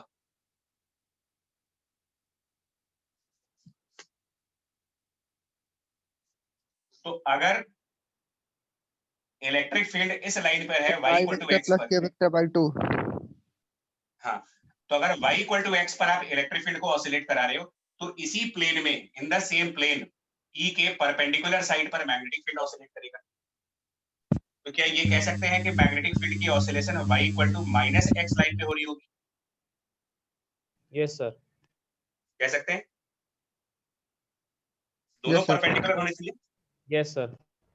तो कौन सा यूनिट वेक्टर बनेगा? y equal to minus x line के अलोंग कौन सा यूनिट वेक्टर लिखें? माइनस minus आई I plus j by root 2. Minus I plus J by root 2।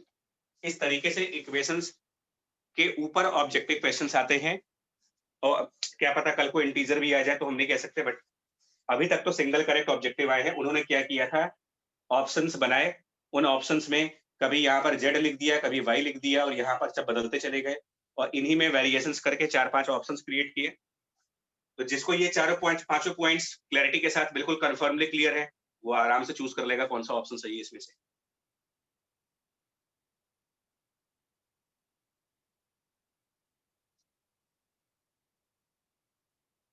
Sir hmm. Sir magnetic field तो x और माइनस y प्लेन में भी तो हो सकती है। तो वही तो चेक करना है आपको, यही आपको चेक करना है कि ये माइनस आई प्लस जे होगा या जे माइनस आई होगा, मतलब किसके आगे माइनस किसके आगे प्लस। तो आप चेक करो ई क्रॉस बी करके क्या आएगा आपका, इन दोनों का क्रॉस लेके देखो, आई plus J cross minus I plus जे, इनका क्रॉस प्रोडक्ट लेके देखो क्या वो पॉजिटिव के कैप आ रहा है। अगर इन दोनों का क्रॉस प्रोडक्ट लिया जाए, क्या वो चीज पॉजिटिव के कैप आएगी? Yes sir. Yes sir. सही है, इसका मतलब हमारा प्लस माइनस बिल्कुल सही चल रहा है। इनके क्रॉस प्रोडक्ट की वैल्यू अंदर वाली डायमेंशन बननी चाहिए, जो अंदर डायमेंशन है, अंदर की डायमेंशन वेव के प्रोपोगेट करने की डायरेक्शन है, और बाहर के यूनिट वेक्टर्स का क्रॉस प्रोडक्ट अंदर जो डायमेंशन लिखी गई है उस लाइन के अलोंग यूनिट वेक्टर बनना चाहिए।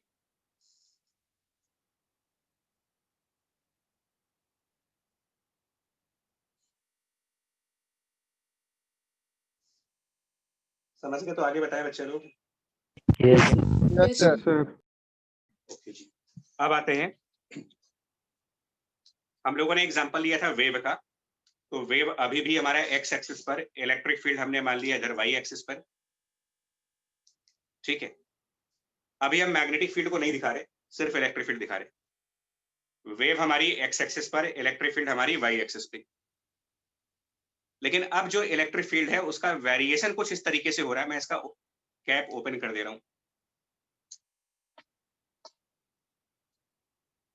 मतलब एक तरीके से आप इस मार्कर को इलेक्ट्रिक फील्ड का वेक्टर मान लें, और ये उस वेक्टर का टिप पॉइंट है। तो इलेक्ट्रिक फील्ड ऑसिलेट भी कर रहा है, मतलब इसका मैग्नीट्यूड तो वेरी कर ही रहा है। Tip of the electric field is moving along ellipse, मतलब इसकी लाइन बदल रही है। किसी मोमेंट ऑफ टाइम पर electric field was oscillating on the Y axis, next moment of time पर electric field is oscillating on the Z axis, next moment of time it is oscillating in some other direction. But किसी भी direction में जब वो oscillate करेगा, वो wave के propagate करने के एक परपेंडिकुलर प्लेन पर होगा। मतलब अगर हम इसको बोर्ड पर दिखाएं आपको,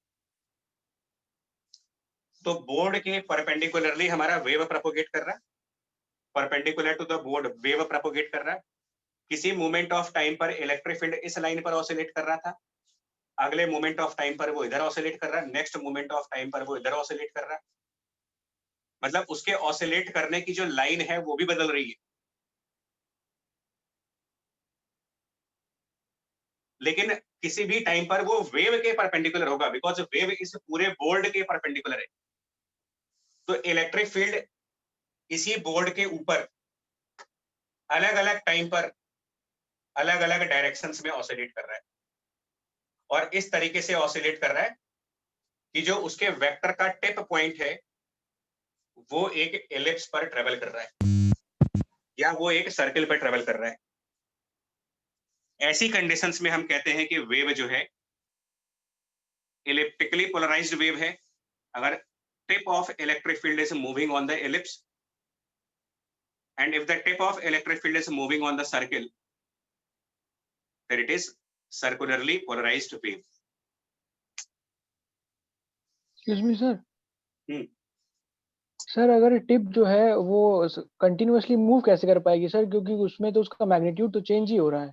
सुनो तो बता रहे हैं, हाँ बिल्कुल जेन्युइन पॉइंट है, बता रहे हैं।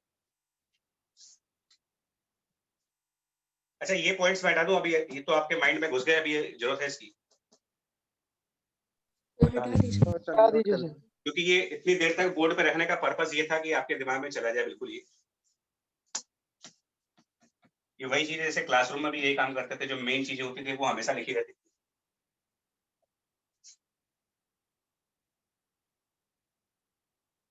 अब ध्यान से सुनना, जो आपने बोला ना उसका ध्यान से सुनना बच्चा, जो भी आपने पॉइंट बोला है उसको ध्यान से सुनिए। ये टॉपिक आप एसएचएम में भी पढ़ते थे, कॉम्बिनेशन ऑफ एसएचएम में,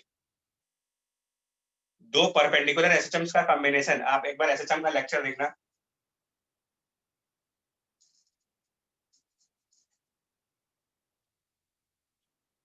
आप इसको ऐसे समझो, सपोज ये हमने एक वाईजेड प्लेन चूज किया है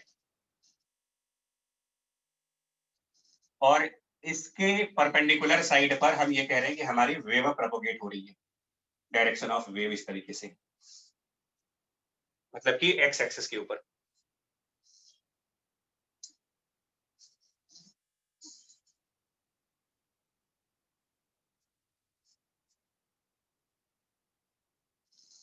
तो ये हमारा पॉजिटिव वाई एक्सिस हो गया, ये हमारे लिए पॉजिटिव जेड एक्सिस हो गया।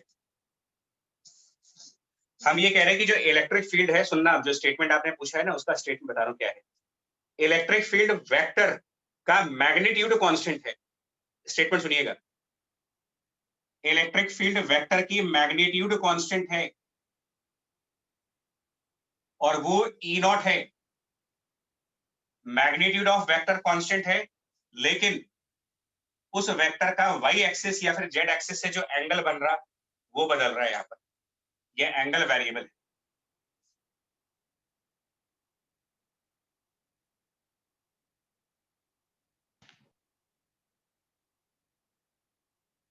मतलब कि किसी भी मोमेंट ऑफ टाइम पर इलेक्ट्रिक फील्ड को जब आप रिजॉल्व करेंगे तो इसका एक कंपोनेंट आपको मिलेगा वाई एक्सिस की तरफ और एक कंपोनेंट मिलेगा इलेक्ट्रिक फील्ड का जेड एक्सिस की तरफ। और इनको मैं क्या लिख रहा हूं देखो, जो इलेक्ट्रिक फील्ड का वाई एक्सिस पर कंपोनेंट है उसको मैं लिख रहा हूं ई वाई से डिनोट करेंगे, जो जेड एक्सिस पर कंपोनेंट है उसको ई जेड से डिनोट करेंगे। लिखेंगे कैसे? जो magnitude of electric field E not है उसका वाई कंपोनेंट, जैसे फेजर डायग्राम करते थे वैसे कर रहा हूं, और ई नॉट का ही जेड कंपोनेंट। साथ में इनको जब आप मतलब वो करोगे, ब्रेक करोगे, आप यहाँ पर रिजॉल्व करोगे, तो नेचुरल से बात है जितना भी एंगल यहाँ पर बन रहा होगा, यहाँ पर जो भी एंगल बनेगा उस हिसाब से इसको अगर टेम्परेरी थीटा एंगल से डिनोट कर दें अगर, तो आप यहाँ पर लिखोगे ये कॉस ऑफ थीटा वैल्यू है और ये साइन ऑफ थीटा वैल्यू है।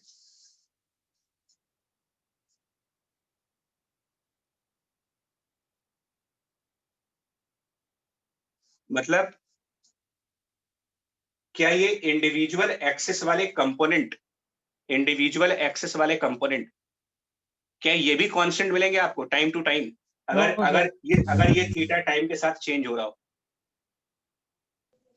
नहीं मिलेंगे ना? No sir. इसको समझने के लिए एक और एग्जांपल दे रहा हूं, शायद रिलेट कर पाओ। ये स्पेस दिखेगा। अगर कोई पार्टिकल सर्कुलर मोशन पे है, आप मैकेनिक्स से कंपेयर करो इसको। एक पार्टिकल सर्कुलर मोशन में है एक्स वाई प्लेन में, तो पार्टिकल का ओरिजिन से जो पोजीशन वेक्टर बनेगी, ओरिजिन से उसकी पोजीशन वेक्टर जिसको आप आर लिखोगे, क्या इसका मैग्नीट्यूड चेंज होगा अगर पार्टिकल सर्कुलर मोशन कर रहा हो? No sir. No sir. No, नहीं sir. होगा। लेकिन इस पार्टिकल के करस्पॉन्डिंग इसके जो एक्स और वाई कोऑर्डिनेट्स होंगे,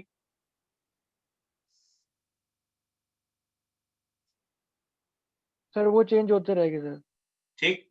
अब अगर इस पार्टिकल की एंगुलर स्पीड ओमेगा हो और टी टाइम बाद ये ओमेगा इंटू टी एंगल से आगे गया हो, ओमेगा टी एंगल से, तो मेरे हिसाब से इस एक्स को आप कह सकते हो, इसका जो रेडियस आर होगा इंटू कॉस ओमेगा टी, और वाई को लिख सकते हो radius R into sine of omega T.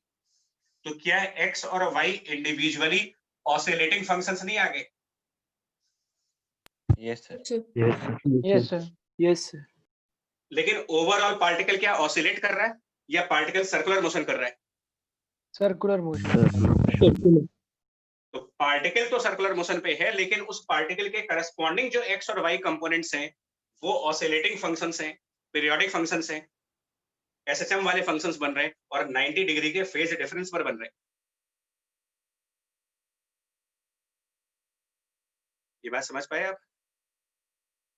Yes sir. Yes sir. Yes, sir. Yes sir. और अगर यही एक R1 होता और एक R2 होता तो ये इलिप्स बनता। Yes sir. ये तो Yes, sir. Yes sir. दोनों आर आपके इसलिए बने, सर्किल है ये।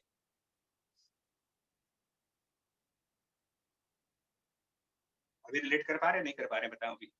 Yes sir. Yes, sir. Yes, sir. कर रहे हैं। तो एक्चुअल में यहाँ पर भी जो चीज आएगी ना वो क्या होगी बताऊं? एक्चुअल में यहाँ पर भी आपके साथ कुछ ऐसा ही बनेगा। It will be something like cos omega T minus K X, और यहाँ पर बनेगा sign omega T minus K x. क्यों? ये ऑसिलेटिंग फंक्शन है तो सिर्फ ओमेगा टी आएगा, ऑसिलेटिंग फंक्शन में सिर्फ ओमेगा टी, और वेव फंक्शंस में ओमेगा टी के बाद माइनस के एक्स भी दिखाते हो। दोनों की इक्वेशंस में इतना ही फर्क है।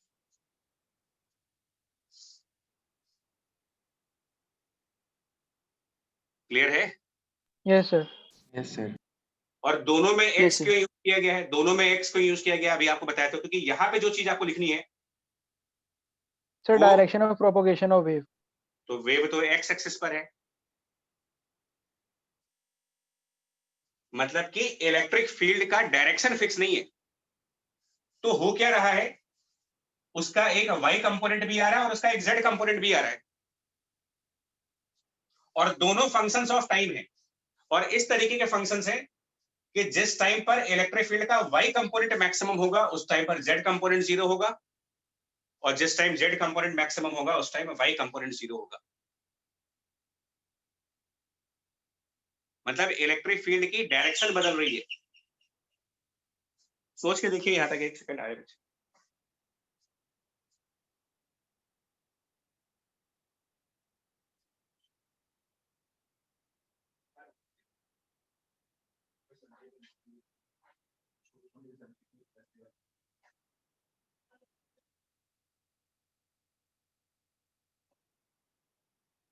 आया अच्छा समझ में? Yes sir. तो कुल मिला करके ना आपको करना ये होगा, ऑप्शंस जब आएंगे आपके सामने, यहाँ पर जे कैप और यहाँ पर के कैप।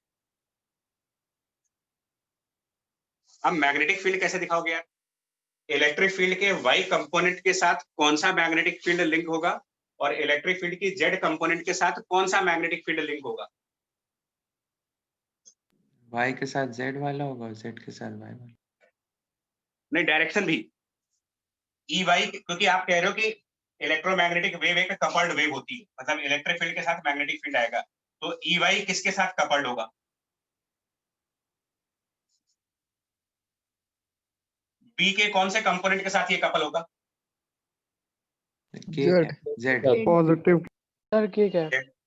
तो इसको लिखेंगे B naught Z into cos omega T minus K X, और यहाँ के कैप लिखोगे क्योंकि जे क्रॉस के अंदर वाली डायमेंशन बननी चाहिए। और इलेक्ट्रिक फील्ड का जेड कंपोनेंट किसके साथ कपल्ड करेंगे? J cap. Minus Minus J cap. तो लिखोगे B Y is B naught Y into sine, क्योंकि इसमें साइन है तो यहां भी साइन होगा, ये आसान टॉपिक नहीं है बच्चा, मैं फिर बोल रहा हूँ आपको, कहीं से भी इजी टॉपिक नहीं है, इसको हल्के में मत लेना। और into omega T minus K X, और आगे क्या लगाओगे? माइनस जी। माइनस जे। हाँ, क्योंकि ई और बी का क्रॉस प्रोडक्ट आई कैप आना चाहिए, तो अगर यहाँ के कैप है तो यहाँ कौन सा यूनिट वेक्टर लगाओगे जिसका क्रॉस प्रोडक्ट आई कैप बनेगा? माइनस जे। माइनस जे। हाँ, ऐसे ही छोटे छोटे ऑप्शंस बनेंगे और आपको कंफ्यूजन होगी। एक ऑप्शन में माइनस जे, एक ऑप्शन में प्लस जे, ई वाई की कपलिंग किसके साथ है, यही सब कंफ्यूजन वाले पॉइंट्स हैं। इसको बोलेंगे इलेक्ट्रिकली पोलराइज्ड वेव।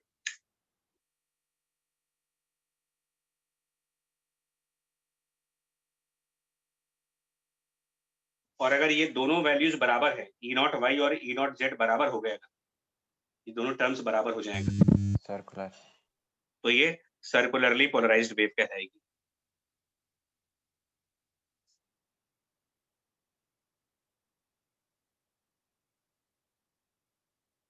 यहां तक बात समझ में आई? Yes type of polarised wave clear हुआ? Yes yes sir. सर। ठीक है। अब आइए intensity and power of electromagnetic wave. Intensity and power of EM wave, आप हेडिंग लिखो।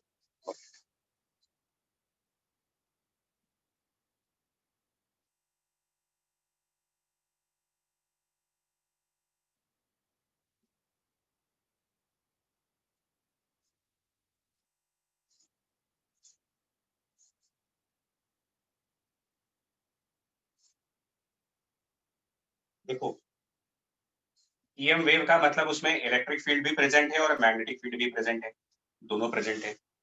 इलेक्ट्रोस्टैटिक में, अच्छा हम यहाँ वन डायमेंशनल वेव की बात करेंगे, अभी 2D और 3D वेव की बात नहीं करेंगे। ऐसी वेव जो सिर्फ एक डायरेक्शन में जाती है, इसको प्लेन वेव भी कहते हैं। वन डायमेंशनल वेव का मतलब प्लेन वेव भी कहा जाता है इसको। और प्लेन वेव कहने का रीजन क्या है वो बता दूं आपको, इसको प्लेन वेव क्यों कहते हैं। इलेक्ट्रोस्टैटिक में आपने कई तरीके के टाइप ऑफ चार्जेस पढ़े और कई तरीके के टाइप ऑफ चार्जेस की कई तरीके की इलेक्ट्रिक फील्ड्स पढ़ी। पॉइंट चार्ज, इसकी इलेक्ट्रिक फील्ड वन डायमेंशन में आती है या फिर इस पॉइंट के अराउंड 3 डायमेंशन में चलती है? 3 डायमेंशन। 3 डायमेंशन। तो ये कहलाएगा सोर्स ऑफ 3 डायमेंशनल वेव। वहीं पर अगर आप रिकॉल करें, एक इनफाइनाइटली चार्ज्ड सरफेस, इलेक्ट्रोस्टैटिक को रिकॉल करना, एक बहुत बड़ा सरफेस जो इनफाइनाइटली चार्ज हो सिग्मा डेंसिटी का, इसकी इलेक्ट्रिक फील्ड किधर दिखाते हो? इसके एरिया के पूरे सामने। क्या इसकी इलेक्ट्रिक फील्ड सरफेस के नॉर्मल डायरेक्शन में नहीं दिखाते सर? Yes, sir, normal to sir normal direction. outward. ये वन डायमेंशनल इलेक्ट्रिक फील्ड है, बोले? Yes Yes, sir. सर। तो यही मतलब है इसका, मतलब जो इलेक्ट्रिक फील्ड का सोर्स है वो एक प्लेन सरफेस ऑफ चार्ज रहा होगा, और ऐसे ही मैग्नेटिक फील्ड का जो सोर्स होगा वो भी एक प्लेन सरफेस ऑफ करंट रहा होगा। मतलब इनके सोर्सेस इस तरीके के रहे होंगे जिससे ये एक ही डायरेक्शन में जनरेट होंगे।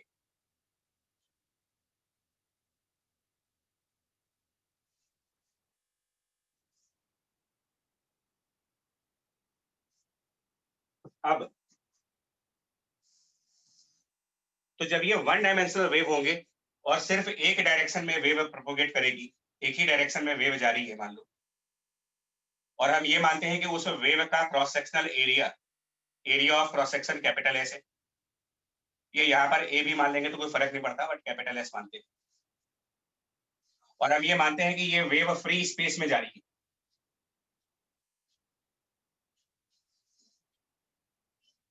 अब वेव का मतलब, जब वेव आगे बढ़ रही है इसका क्या मतलब है कि वेव आगे बढ़ने का मतलब इसके परपेंडिकुलर साइड पर इलेक्ट्रिक फील्ड एक वेक्टर क्वांटिटी है जो ऑसिलेट कर रहा, और इसी के परपेंडिकुलर साइड पर साइमल्टेनियसली एक मैग्नेटिक फील्ड भी है जो ऑसिलेट कर रहा है।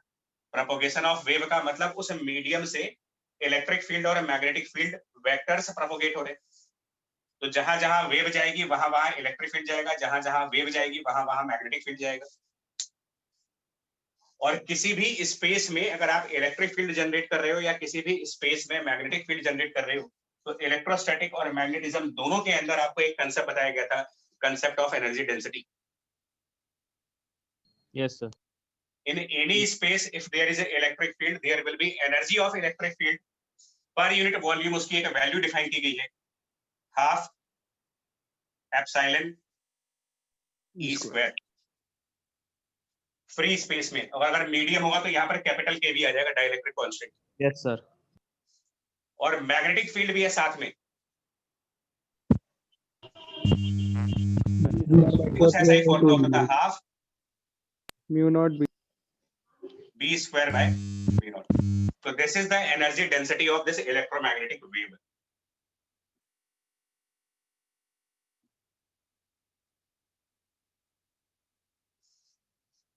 बट E और B दोनों ऑसिलेटिंग फंक्शंस हैं, कांस्टेंट नहीं है।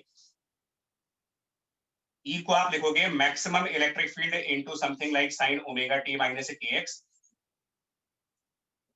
तो B को लिखेंगे हम something like B maximum into sin omega t minus kx।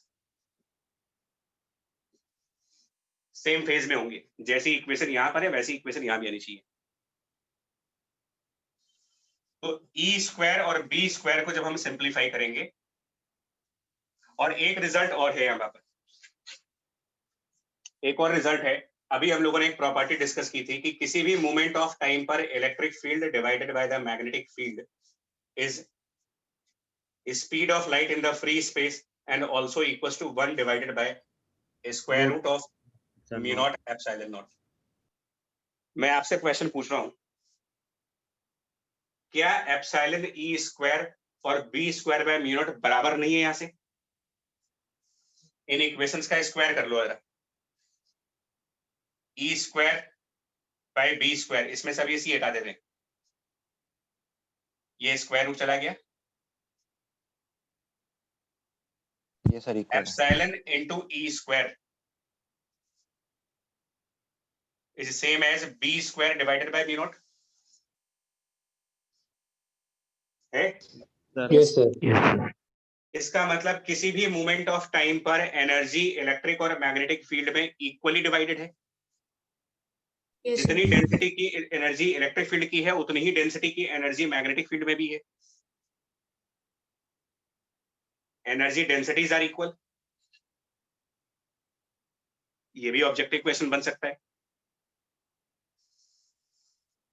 तो अगर ये दोनों बराबर हैं, अब मुझे ये भी नहीं पता, आपने अगर मैकेनिकल वेव को बहुत ध्यान से पढ़ा होगा तो एक ट्रेवलिंग मैकेनिकल वेव की भी ऐसी ही कैरेक्टरिस्टिक होती है कि जब वेव ट्रेवलिंग हो तो उसकी काइनेटिक और पोटेंशियल एनर्जी किसी भी मोमेंट पर बराबर बराबर मिलते हैं। ट्रेवलिंग वेव में, स्टैंडिंग में तो उल्टा होता है, स्टैंडिंग में जब काइनेटिक मैक्सिमम होता है तो पोटेंशियल 0 हो जाता है। Yes sir. अब आप यस कर रहे हो, भगवान जाने मन ऐसे कर रहे हो, यस सर लेकिन ये दोनों बराबर है, तो चाहे आप इसका डबल कर लें चाहे इसका डबल कर लें, मुझे इलेक्ट्रिक फील्ड ज्यादा पसंद है तो मैं इसका डबल कर लेता हूं। और यहां पर ई स्क्वायर की वैल्यू पुट कर देंगे, which is E max square into sine square of omega T minus K X. और क्योंकि ऑसिलेटिंग फंक्शंस में हम लोग एवरेज वैल्यूज में ज्यादा इंटरेस्टेड होते हैं,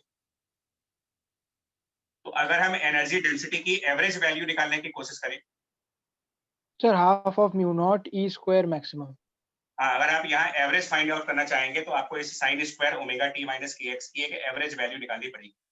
और ये कई बार हम बता चुके हैं कि साइन स्क्वायर थीटा या फिर कॉस स्क्वायर थीटा की over the period of 1 cycle average value जो निकालते हो 1/2 बनती है। Average of sine square theta is always 1/2। Yes, ये sir. टर्म आपके बन जाएगा 1/2 एप्सिलॉन मैक्सिमम इलेक्ट्रिक फील्ड का स्क्वायर, एनर्जी डेंसिटी की एवरेज वैल्यू। या इसको चाहो तो आप ये भी कह सकते हो it is B maximum square over 2 times of mu naught. अगर हमने इसका डबल किया होता तो ये आंसर बनता।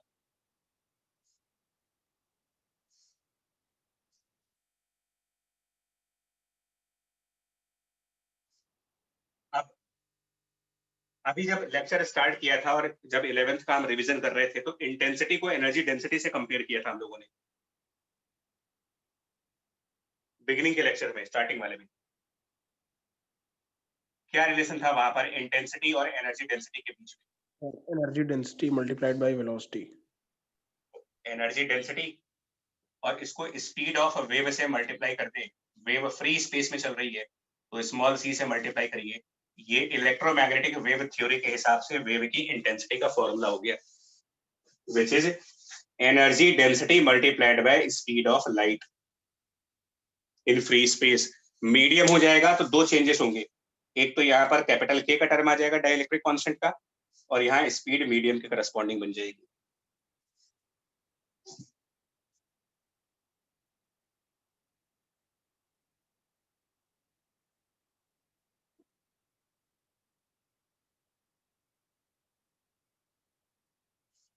आई बात समझ में? ये चीज yes sir. Yes sir. Yes sir. EM wave खतरनाक है, बता रहा हूँ आपको। सबको लगता है कि ये बहुत आसान टॉपिक है, और क्योंकि मेंस की तो एक मेंटल इमेज ऐसी बनी हुई है ना, मेंस मतलब कुछ नहीं। अब वो बेचारे एडवांस के कंपेयर में बेचारे की वैल्यू गिर गई है, अदरवाइज वैल्यू तो इसकी भी ठीक है।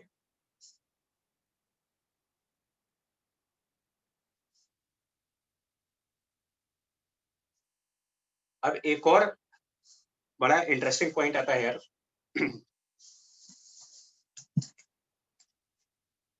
देखिए, जो इलेक्ट्रिक फील्ड था, अगर हम इसको वेक्टर के फॉर्म में लिखे ना, इन टर्म्स ऑफ वेक्टर, तो यहाँ पर आप जे कैप लगाओगे, और मैग्नेटिक फील्ड को अगर हम वेक्टर के फॉर्म में लिखें तो हम यहाँ पर के कैप लगाएंगे। आपसे अगर मैं पूछूं कि ई क्रॉस बी कितना बनेगा, ई क्रॉस बी, ई क्रॉस बी, तो यहाँ पर ई मैक्स है, यहाँ बी मैक्स है, दोनों मल्टीप्लाई हो गए, E max multiplied by B max. इसमें साइन ओमेगा टी, यहाँ भी साइन ओमेगा टी, यानी कुल मिलाकर के ये sine square omega T minus K x हो गया, और जे क्रॉस के आ गया, आई कैप हो जाएगा। अगर हम सिर्फ मॉडुलस में इंटरेस्टेड हो तो mod of E cross B इतना बना। बोलो जी, सही है? Yes sir. ठीक है ये चीज।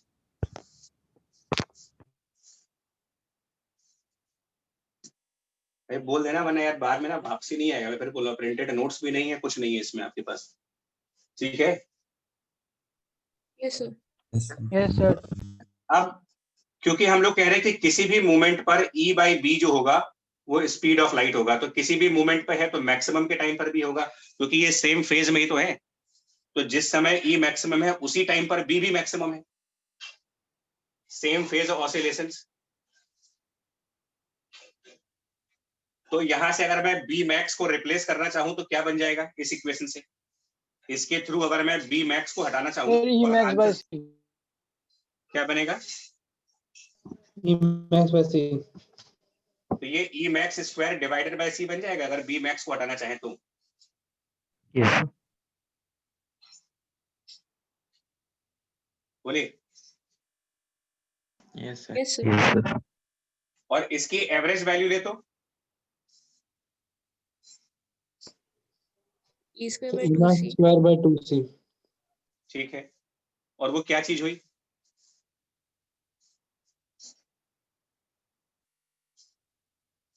मतलब अगर आप देखो यहाँ पर आपके पास E मैक्स स्क्वायर आ रहा है ना, यहाँ पर E मैक्स का स्क्वायर,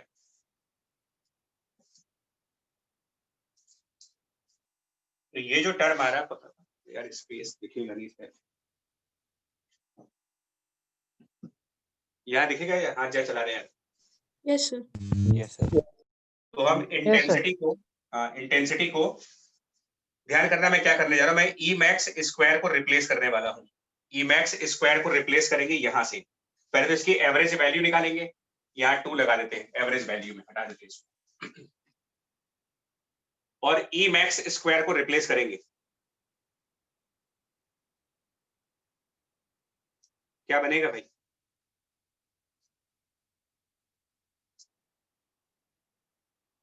ई मैक्स स्क्वायर को हटा दीजिए और आंसर को ई क्रॉस बी के फॉर्म में लाइए। क्या ये कुछ ऐसा नहीं बन जाएगा epsilon modulus of E cross B into I think C square बन जाएगा?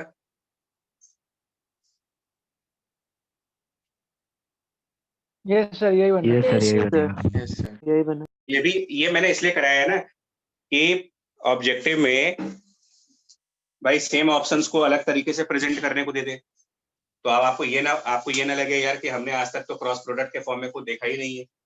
मतलब क्वेश्चन तो इससे होंगे, न्यूमेरिकल्स हमारे इससे सॉल्व हो जाएंगे, बट इसी चीज को आप चाहो तो अलग अलग तरीके से प्रेजेंट कर सकते हो, ऑप्शंस में जनरेट कर सकते हो। और मतलब किसी भी तरीके से क्वेश्चन पूछा जाएगा इंटेंसिटी का, किसी भी फॉर्म में पूछा जाए, इलेक्ट्रिक फील्ड के फॉर्म में, मैग्नेटिक फील्ड के फॉर्म में, क्रॉस प्रोडक्ट के फॉर्म में, तो सभी तरीके से तैयार हो आप।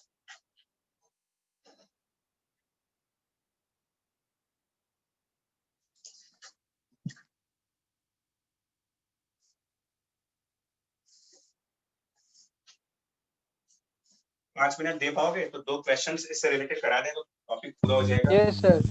Yes sir. कंटिन्यूटी हो जाएगी यार, तो फिर नेक्स्ट क्लास में ना मजा नहीं आएगी। एक जेई मेन 2015 का क्वेश्चन है और एक तो अभी आया नहीं है बट वो आएगा।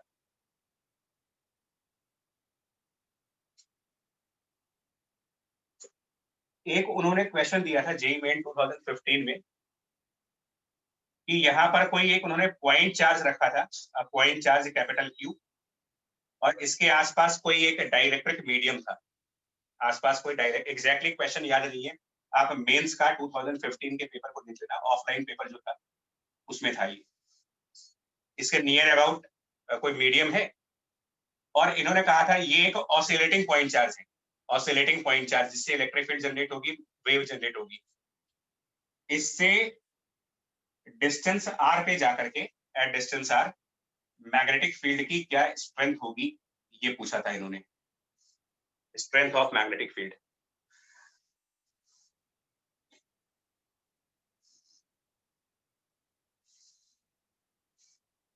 और इसका पावर भी दे रखा था, मेरे ख्याल से कुछ पावर दे रखा था, पावर ऑफ द सोर्स दे रखा था P, डिस्टेंस आर पर इलेक्ट्रिक और मैग्नेटिक फील्ड की स्ट्रेंथ पूछी थी इन्होंने।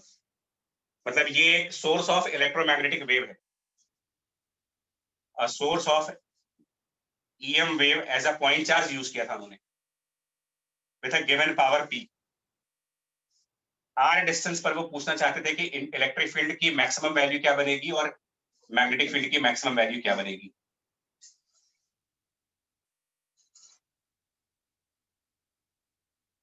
तो हमें इसमें कौन सा कंसेप्ट लगाना है, ये भी क्लास 11th का एक टॉपिक है कि अगर किसी सोर्स की पावर P है और ये पॉइंट चार्ज है तो इसकी वेव फ्रंट स्फेरिकल होगी, जिसका मतलब ये हुआ कि इसकी वेव स्फेरिकल वेव होगी, मतलब इसकी वेव 3 डायमेंशन में एक स्फेरिकल सरफेस को क्रॉस करेगी। तो स्मॉल r डिस्टेंस पर कितना एरिया होगा जिसके थ्रू वेव प्रोपोगेट कर रही होगी। स्मॉल r डिस्टेंस पर अगर आपसे पूछ रहा है कि टोटल कितना एरिया है जो इस पॉइंट से निकलने वाली वेव जिसको क्रॉस कर रही होगी, 4 pi r. 4 pi r square. So power divided by that area, which is the power per unit area, is by definition intensity of the wave. And just now electromagnetic wave के lecture में अभी भी derive किया इसको 1/2, medium में dielectric था तो K epsilon use करेंगे इनटू E मैक्स स्क्वायर, और यहाँ पर C divided by refractive index लगाएंगे, निकाल लेंगे E मैक्स की वैल्यू। यस और Yes, E sir. मैक्स से B मैक्स कैसे निकालेंगे? सर दोनों सेम फेज में होते हैं, सेम फेज में तो होते हैं बट इनका रेशियो फिक्स है, E max bye B max. क्या रखेंगे इसको? By n. B नहीं, T by C N। by N, C by N medium के अंदर है ये। छोटे छोटे पॉइंट्स हैं, लेकिन मैं बताऊं एग्जाम प्रेशर्स में गारंटीड गलत हो जाएंगे। मेंस में स्कोर लो होना इसी वजह से होता है, और मेंस में 100% स्कोर करने के लिए आपको इतनी बारीकी से सब पढ़ना पड़ता है।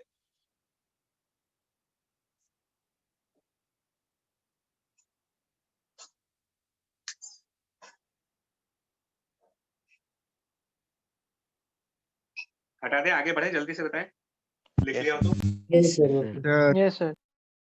एक तो ये क्वेश्चन था, और एक क्वेश्चन क्या है वो दिखा दें आपको। ये अभी पूछा तो नहीं गया है, बट चांसेस हैं। और अगले क्लास में कुछ और क्वेश्चंस की प्रैक्टिस करेंगे, मतलब इलेक्ट्रोमैग्नेटिक वेव के क्वेश्चंस की प्रैक्टिस। पीछे जो आपके पार्ट टेस्ट हुए थे उनमें इलेक्ट्रोमैग्नेटिक वेव के कई सारे क्वेश्चंस हैं। Yes sir.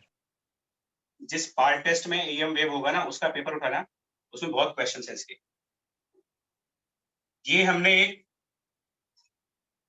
Infinite sheet of current लिया है। मैग्नेटिज्म का एक फॉर्मूला रिकॉल करना पड़ेगा आपको, और इसमें current per unit width, current per unit width इसमें जो दिया है वो दिया जा रहा है आपको something like J naught sine of omega T, मतलब ऑसिलेटिंग करंट।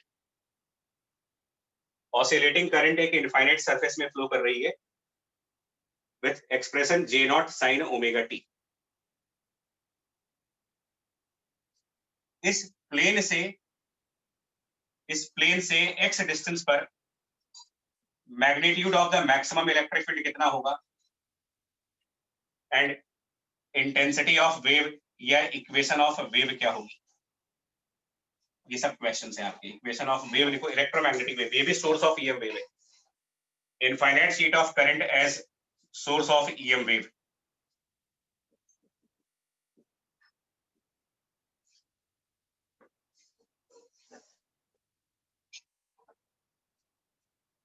तो पहले तो आप मैग्नेटिज्म वाले चैप्टर में ये याद करो कि एक इनफाइनाइट शीट ऑफ करंट की मैग्नेटिक फील्ड किसी डिस्टेंस पर क्या फॉर्मूला होता था।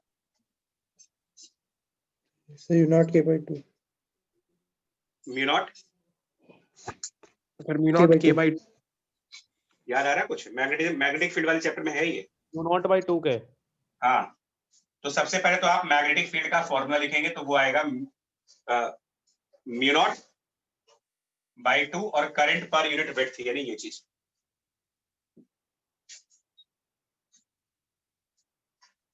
लेकिन ये मैग्नेटिक फील्ड जो आएगी ना, वो एक्स डिस्टेंस पे नहीं आएगी, बिकॉज इसको जब वेव की इक्वेशन में कन्वर्ट करोगे, ये तो ऑसिलेटिंग मैग्नेटिक फील्ड हो गई।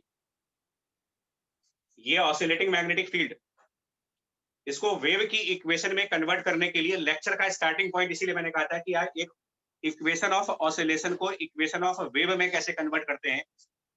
ऑसिलेटरी इक्वेशन में जहां पर ओमेगा टी का टर्म होता है, उसके आगे माइनस के इंटू एक्स लगाए। Kx. और ये मैग्नेटिक फील्ड किधर होगा, अगर इसको आप वाईजेड प्लेन मानते हो तो यार बायट-सावर्ट लॉ यूज करो। अगर ये वाई एक्सिस है और ये जेड एक्सिस है और जिधर हम जा रहे हैं वो एक्स एक्सिस है, तो बायट-सावर्ट लॉ यूज करिए। मैग्नेटिक फील्ड की डायरेक्शन एक्स एक्सिस के पॉइंट्स पर किधर मिलेगी, अगर करंट की डायरेक्शन ये दी गई है। सर वाई डायरेक्शन में। ठीक है। Positive. Positive यहाँ y. लिख देंगे जे कैप। ये हो गया मैग्नेटिक फील्ड की वेव इक्वेशन, और ये टर्म आपका बी मैक्स हो गया।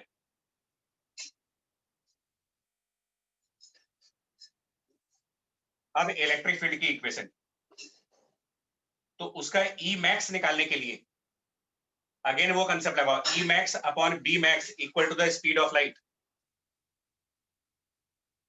तो जो बी मैक्स की वैल्यू है उसमें हम लाइट की स्पीड को मल्टीप्लाई कर देंगे, तो ये मैक्सिमम इलेक्ट्रिक फील्ड बन जाएगी।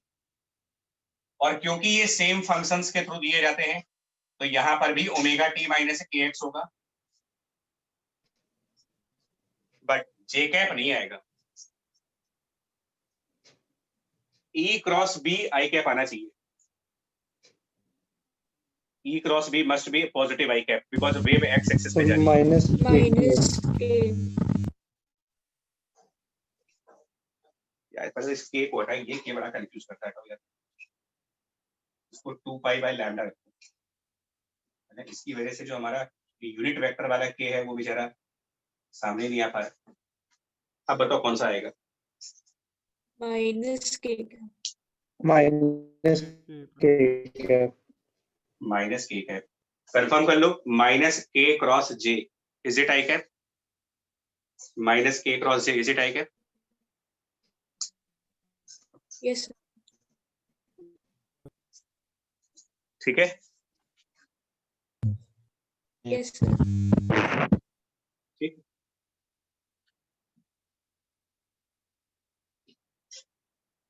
तो ये कुछ 2 ही क्वेश्चंस कर पाए बिकॉज थ्योरी ज्यादा थी, और अभी थोड़ी सी प्रैक्टिस और करनी पड़ेगी बिकॉज इसमें रेडिएशन प्रेशर, रेडिएशन फोर्स और फिर इंटेंसिटी ऑफ इलेक्ट्रोमैग्नेटिक वेव को पार्टिकल थ्योरी में क्या लिखेंगे, मतलब कि फोटोन थ्योरी में जाकर के क्या लिखेंगे, ये तो वेव थ्योरी है।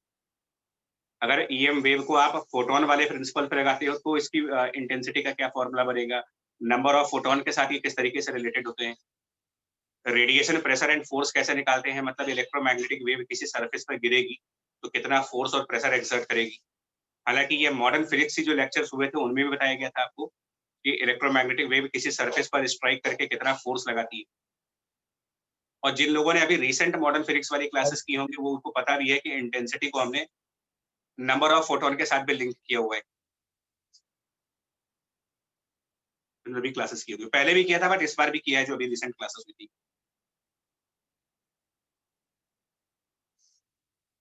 ठीक है, यस सर। इसको रिवाइज करो यार, है ना। कुछ नेक्स्ट क्लास में क्वेश्चंस करेंगे और नेक्स्ट क्लास में मेंस का एक और एक्सक्लूसिव टॉपिक लेंगे, वो है मैग्नेटिज्म वाला, जिसमें पैरा, डाया और फेरोमैग्नेटिक मटेरियल्स का है, क्योंकि उसके भी क्वेश्चंस आ रहे हैं, फ्रीक्वेंटली आ रहे हैं। और इसके बाद कुछ और, मतलब पहले ये सारे टॉपिक जब कंप्लीट कर लेंगे, 1 या 2 क्लासेस में हो जाएंगे, देन सेमीकंडक्टर और वो जो पीएन जंक्शंस वगैरह हैं वो स्टार्ट कर देंगे। ठीक है भाई, तो अभी रिवीजन होल्ड पे है, लेकिन जो एडवांस का रिवीजन चल रहा था वो होल्ड पे आ गया है।